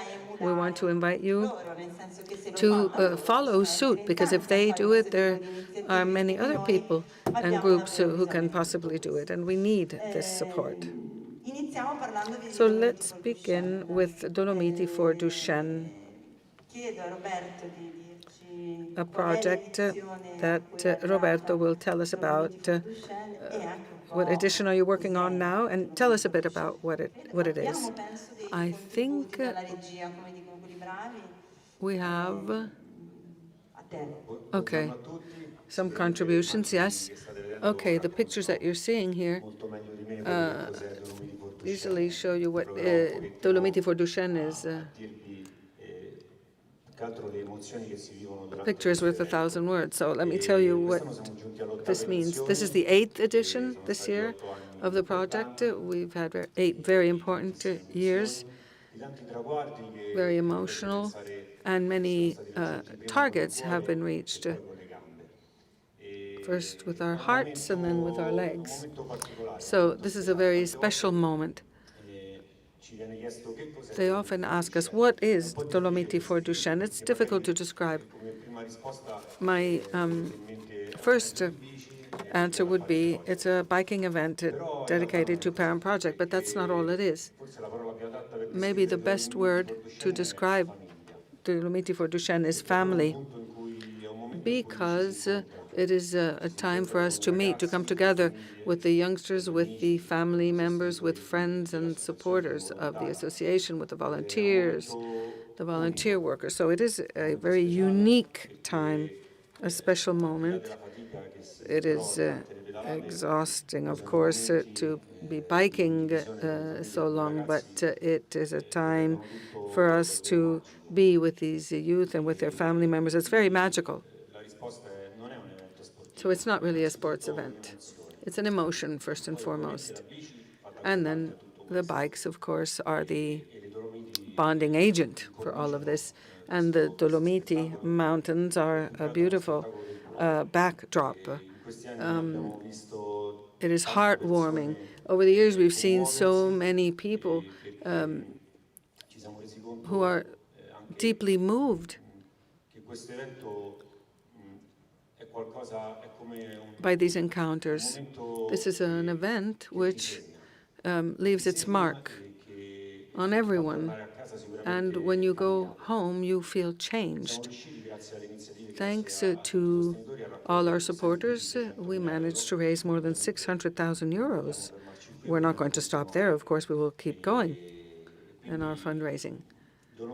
So Dolomiti for Duchenne is so very hard to describe. You have to experience it, I think, to understand what it means. Thank you. Now, tell us how you can experience this. Help us understand how a business, maybe a business that's working on a drug that's here, or some other company that has a stand outside, or some of our friendship groups, somebody who wants to participate in this biking event. How do they do that? How do you participate? Well, first of all, it's a non-competitive event, so you can all feel reassured. And I think that you just need to want to participate. It's very easy to register. You just sign up on the Parent Project site. And the most beautiful thing, maybe we saw that in the other picture, is to do this with a group of friends. It doesn't necessarily have to be friends from your sports group. It could be colleagues, for example, from work. And you can create these non-official teams. This is what we call them. You can have, made-up names. Just invent the names for your team. You just need to want to participate and share this experience, feel these emotions. So even with a group of friends or with a group of colleagues, a business, an association, anyone can come together and sign up to participate, and of course, primarily to raise funds, because there's a special system for that, right? Would you like to describe it to everyone? You participate in this event after having raised some funds. Of course, the main goal here is to organize fundraisers. Each participant has to organize some sort of fundraiser. So you do sign up for it, you participate in the sports event, but the most important thing here is to be familiar with the event and to participate early on, because each biker, as an individual or a team, before the actual event has to raise funds. So there is a ranking which helps people to feel a bit more competitive in this area. So definitely you have to raise some funds before participating in the biking event, and this can be done by organizing dinners or a biking excursion. Especially for the newcomers, they're afraid that they won't be able to achieve their goal, their target, but we help people understand that it's a lot easier than they think. All you have to do is get some friends together for a pizza, and that's already a fundraising event, or else get people together for some biking excursion. That's a fundraiser. Maybe there could be a birthday event, and that could be a fundraiser. And then we might have some special partners, and that would, of course, help to increase the funds that are raised. Sports and solidarity go well together. It works, and it is a lot easier than it might seem. I'm truly convinced of that. I believe this, and I think you just have to believe in it strongly. So go and have a look at the Parent Project site, select Dolomiti for Duchenne, and then we'll have Jacopo give us some more information, the dates, for example. Jacopo, I would say, is the person who conceived Dolomiti di Duchenne. Would you like to tell us what it is, what it means? Maybe tell us about something that happened that you might like for people to know. Good morning, everyone. Dolomiti for Duchenne is something that I participate with immense pleasure year after year. It combines sports and solidarity in a unique atmosphere. It's a time in which the community, families, and kids come together in order to share experiences, moments of daily life in a wonderful backdrop, which is Villa Bassa, gorgeous context. So I warmly invite everybody to participate as bikers, as volunteers, families, because these are unforgettable days, rich, filled with passion and energy and enthusiasm. And events of this sort help to improve our autonomy, but they're also very helpful. They help the families because the families can share moments of daily life together. They can talk to each other about their mutual experiences, and they're very helpful to young people who can feel autonomous and independent. We can go and have a spritz and a drink without our parents because it's only fair for us to be able to go off on our own.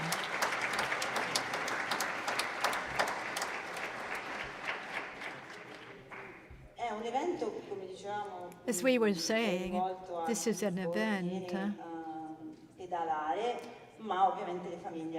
for those who wish to cycle, but the families are also invited, obviously, because they're at the heart of the activity. Tell us how this works. I mean, what about the relationship of, the bikers or the cyclists and the other people who participate? How do they interact? How do they come together? Well, first of all, I think it's wonderful. It's wonderful that families meet with bikers, but it's important for the cyclists too to see the families that are there. It fills us with enthusiasm, and it really makes us understand how important it is to participate in events like this. For example, when you meet up at the beginning of the excursion or at the point of arrival. Last year we went to Point Edmo, where we met with the bikers who were climbing up. They would go ride their bike all the way up to the top, and it was a wonderful time, obviously, for the people involved, the families, as well as the staff of Parent Project.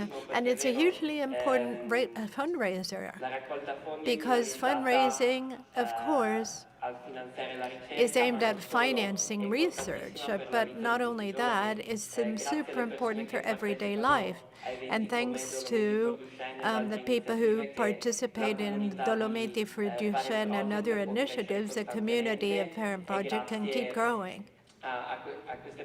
And it is thanks to these people who are a driving engine enabling Parent Project, making it possible for Parent Project to carry out projects, to embrace anything new.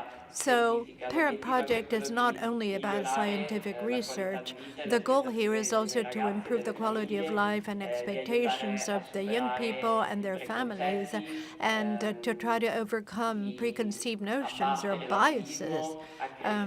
It's aimed at developing empowerment and growth, and it's a growth progress that we're all involved in together. Thank you. Roberto, I turn to you now. Would you like to tell us about the edition that will take place this year, Dolomiti Duchenne 2026? Everything's ready.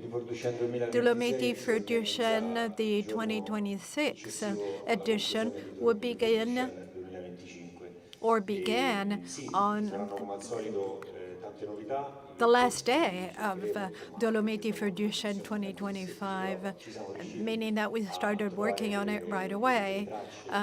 We were able to find new tracks, and especially for the benefit of those who've been with us for years and years and want to discover new stretches, new tracks in the area. Jacopo mentioned this wonderful encounter that happened at Montelmo at an altitude of about 2,000 meters. It was such an important and moving time for everyone involved that we wanted to replicate it. And so this year, we are going to be organizing this event, this come together at Plan de Corones. And so this will be an additional opportunity for our young people to cycle all the way up You know, they make it feeling rather tired, of course, exhausted, but very joyful. In the past, it was really exceptional. And as often happens in these circumstances, it's the smiles and sometimes the tears, too, that make us understand that that moment had to be repeated. Anyway, the day after, we are organizing an excursion over the border to Austria, to Linz. There's going to be a lot of nice eating involved. And then in the afternoon, well, Villa Bassa is a village which is perfect for what can happen in the afternoon because the young people will feel free and they'll be able to enjoy this very unique moment. Well, thank you. Do you want to give us any dates? Yes, you're right. From the 25th to the 28th of June in Villa Bassa, near Bolzano. We'll begin on Thursday evening, dinner all together. You saw the pictures here. And then the event will end with the final party at lunchtime on Sunday.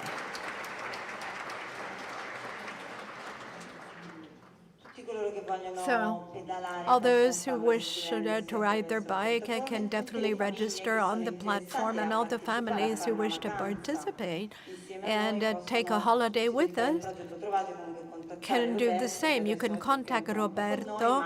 He'll be with us today for the rest of the day, but especially you can contact the fundraising staff, Mirko, Gaia, Leonardo, Sara, who are also involved in communications. They are behind the fundraising efforts for this event too, together with Roberto, without whom it would be very difficult to organize anything. And thank you, because this is going to be the 8th edition coming up in 2026.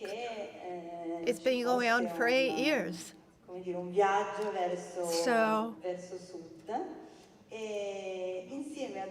actually, together with Dolomiti for Duchenne, we're very happy to announce that there will be a trip to the south of Italy, Sila for Duchenne.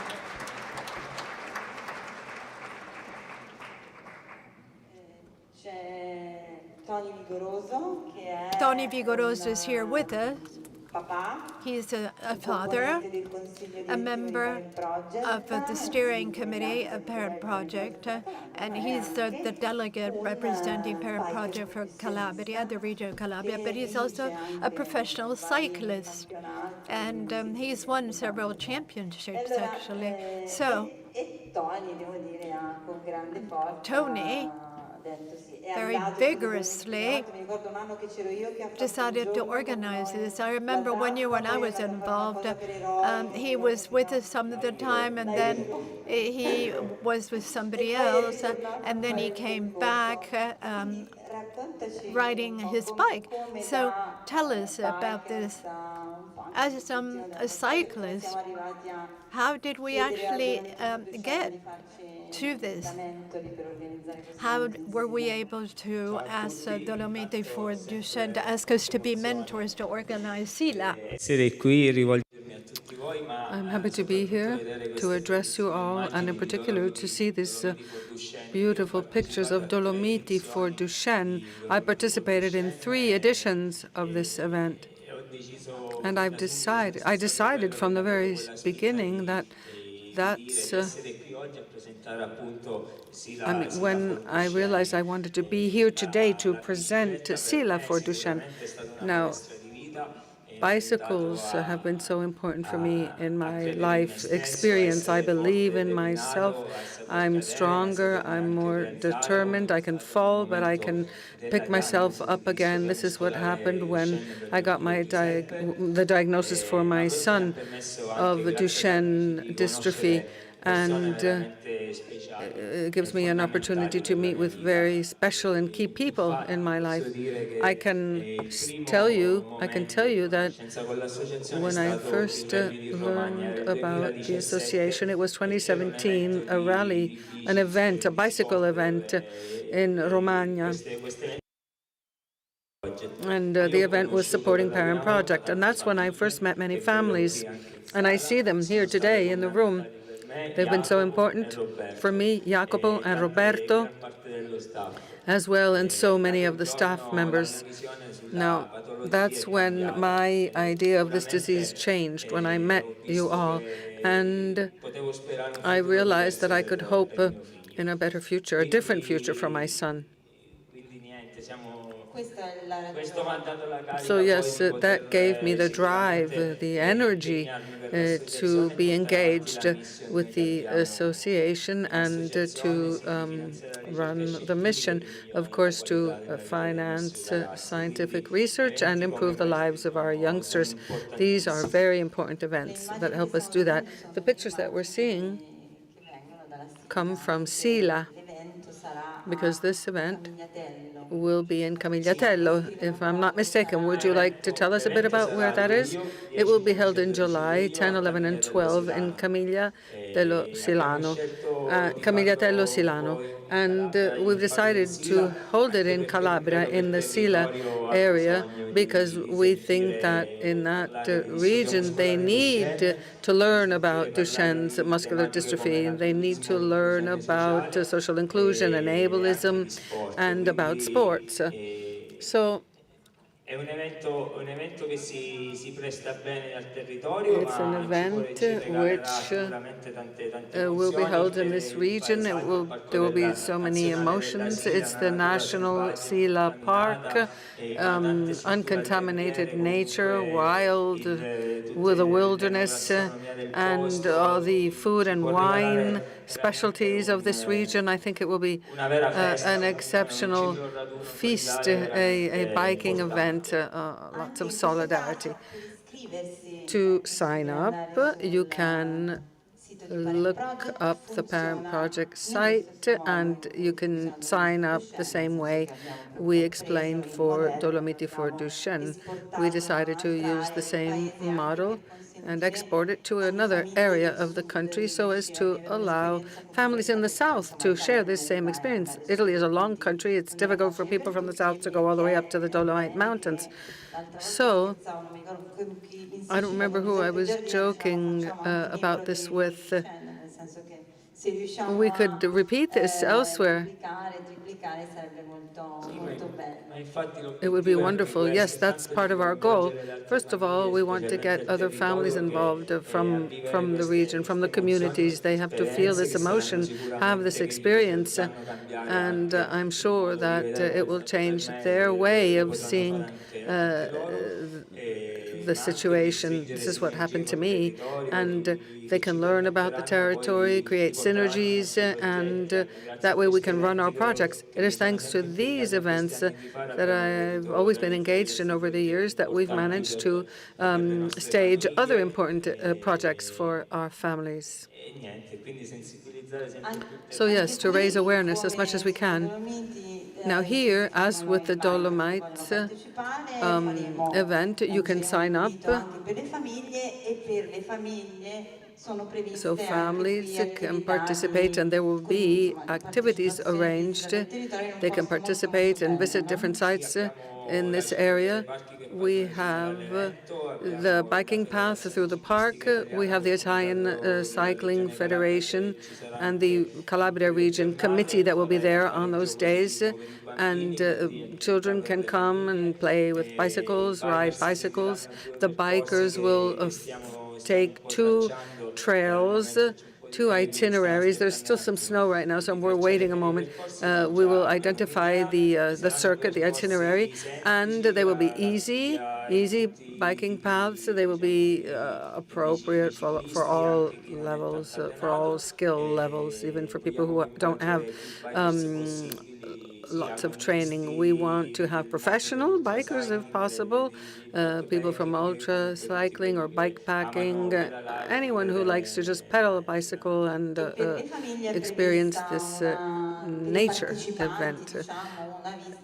And there will be excursions for families. Yes, well, for families, we will certainly take them to see the giants of Sila and to take walks, to hike along the different itineraries that will identify and that will be accessible through the wilderness, through nature, and there will be yoga activities and many more for these families. So I'm sure everybody will want to sign up, even the clinicians, the researchers. I think it might be like a mini vacation for you on the Dolomite Mountains or in Calabria. So you might like to consider that possibility. Do we have any questions from the floor? Would anybody like to add something? I know that it's nearly lunchtime now, but we wanted to make sure that you could all learn about the Dolomiti for Duchenne conference during the plenary session. We want to thank Roberto and all the other people who've been organizing this event for years now. It is a community-wide event for all of us. And I just wanted to make sure you could realize that it is a beautiful opportunity. I think that to donate is always an opportunity because, I mean, when you donate, you get a better sense of belonging and you can feel that you're changing the world somehow. So this is a wonderful event. We're all engaged deeply. Hopefully, this event will become similar to Dolomiti and we'll have multiple editions. This is still the first in Sila. So thank you, Jacopo, for having shared your experience with us. Tell everybody why it's so important to sign up, maybe? Okay, it is important. As you know, Parent Project is working so very hard. They're working on many projects. So you have to speed things up a bit if you can in order to support the association more and more. Thank you. We will now have lunch. But let me say that from 1 to 2:30 in the room across the way, we have a patient registry site. So if you have any updated information, if you want to fill out the emergency cards, if you want to know what your situation is, then you can go there. And in the exhibition gallery, we have a poster session as well. The floor is -1. We don't have that much time, so while you're eating, maybe you can go and have a look at the posters that are on display and ask questions to the researchers. We'll be back at 2:15. I don't know if we've really run over our schedule this morning. In any case, no later than 2:15, because then otherwise we would be finishing way too late. For those of you who are coming to dinner, you need your hat. This evening's dinner, well, we allow only the people wearing an extravagant hat or some sort of headwear in. So thank you. Enjoy your lunch.